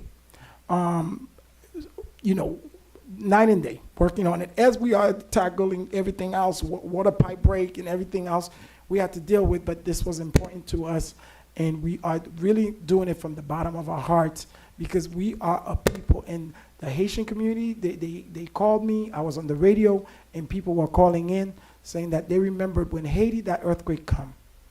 The first country that was there was Israel. It was not the US, we were waiting, and they were there already. And our folks truly, truly, really, really appreciate it. So it's after 5 o'clock, Madam Manager. If your staff, we have co-workers here who are Jewish, we have a very large, not large, but a very decent size of Jewish community here, but this is about us standing up for them, the employees, whoever. It's 5 o'clock. Whatever we could do, show, not for me, this is something beyond politics. And, you know, I invited, you know, the Lieutenant Governor Nunez, I was just with her in Miami Beach, and I asked her, and she said, you know what, Mr. Mayor, I am going to Tallahassee, but I'll talk to Governor DeSantis, and I think Mr. Gabe is talking to them, Grossman from Aventura, trying to confirm whatever. This is not about any political idea or whatever. This is about the people, and we want to keep it there. And I said to Marsha this morning when she told me a family member died, trying to protect the people, the country that they loved, and they decided to go back in Israel. I want to say thank you again to you. Our hearts are with you, and tomorrow we will stand tall and do what we do as a community, because we all bleed one thing, no matter what. Thank you so much. And with that being said, Madam Clerk, any words? Yes, really quickly. So thank you all so much for your patience and support of our Assistant Clerk, Janai Pomales, as she's training. I really believe in professional development, and the ideal way to learn is to be thrown into the fire.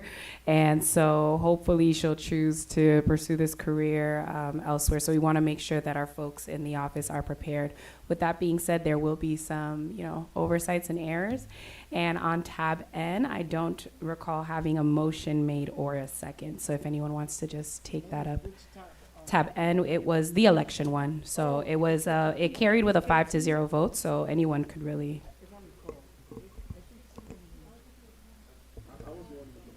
We did a okay. vote, but So it who wasn't was- actually moved. Oh, okay. I'll move in. Okay. Okay. So Councilman, I'll have the motion recorded as Councilman Charles. Yes. With a second from Councilwoman Timothy. Okay, All right. thank you. Awesome, thank you so much. And on the question of the election dates, I really can't publicly announce election dates that are not yet confirmed by the supervisor of elections. So we are, going back and forth. It's been a couple of weeks since I requested dates, but we have to get With this the process. finalized. We have to send them, this is what the ideal would be for us, and then have confirmation from them. So they're, don't expect an early voting before the runoff election, but I don't have dates yet. Hopefully we will get them soon, but as soon as we have dates, I promise to send them out. October is also Domestic Violence Awareness Month, and as a representative of the County Domestic Violence Oversight Board, I really encourage you all in joining me as we raise our collective voices against this pervasive issues. We've been able to build structures and safe havens across the county and different parts of the county. And it's just so important that we continue that work, and advocacy goes a long way in doing that.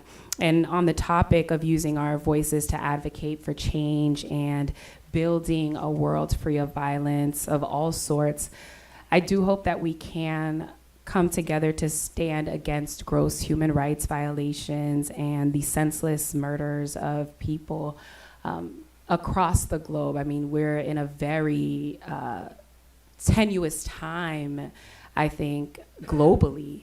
And so let's just remember that everyone does deserve safety, equality, and liberation, and not a single one of us can be safe until all of us are safe. And that's all I have, Mayor. Attorney and Madam Manager. No report, Mayor. No executive sessions? That was canceled. No report. No reports? Oh, Scott. Your favorite line, are we ready?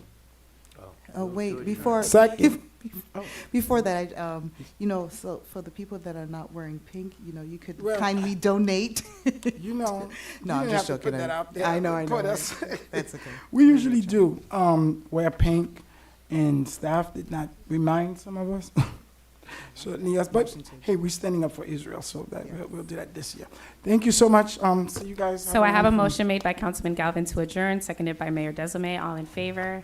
Any opposed? Motion carries with a 5-0 vote. It is now 9.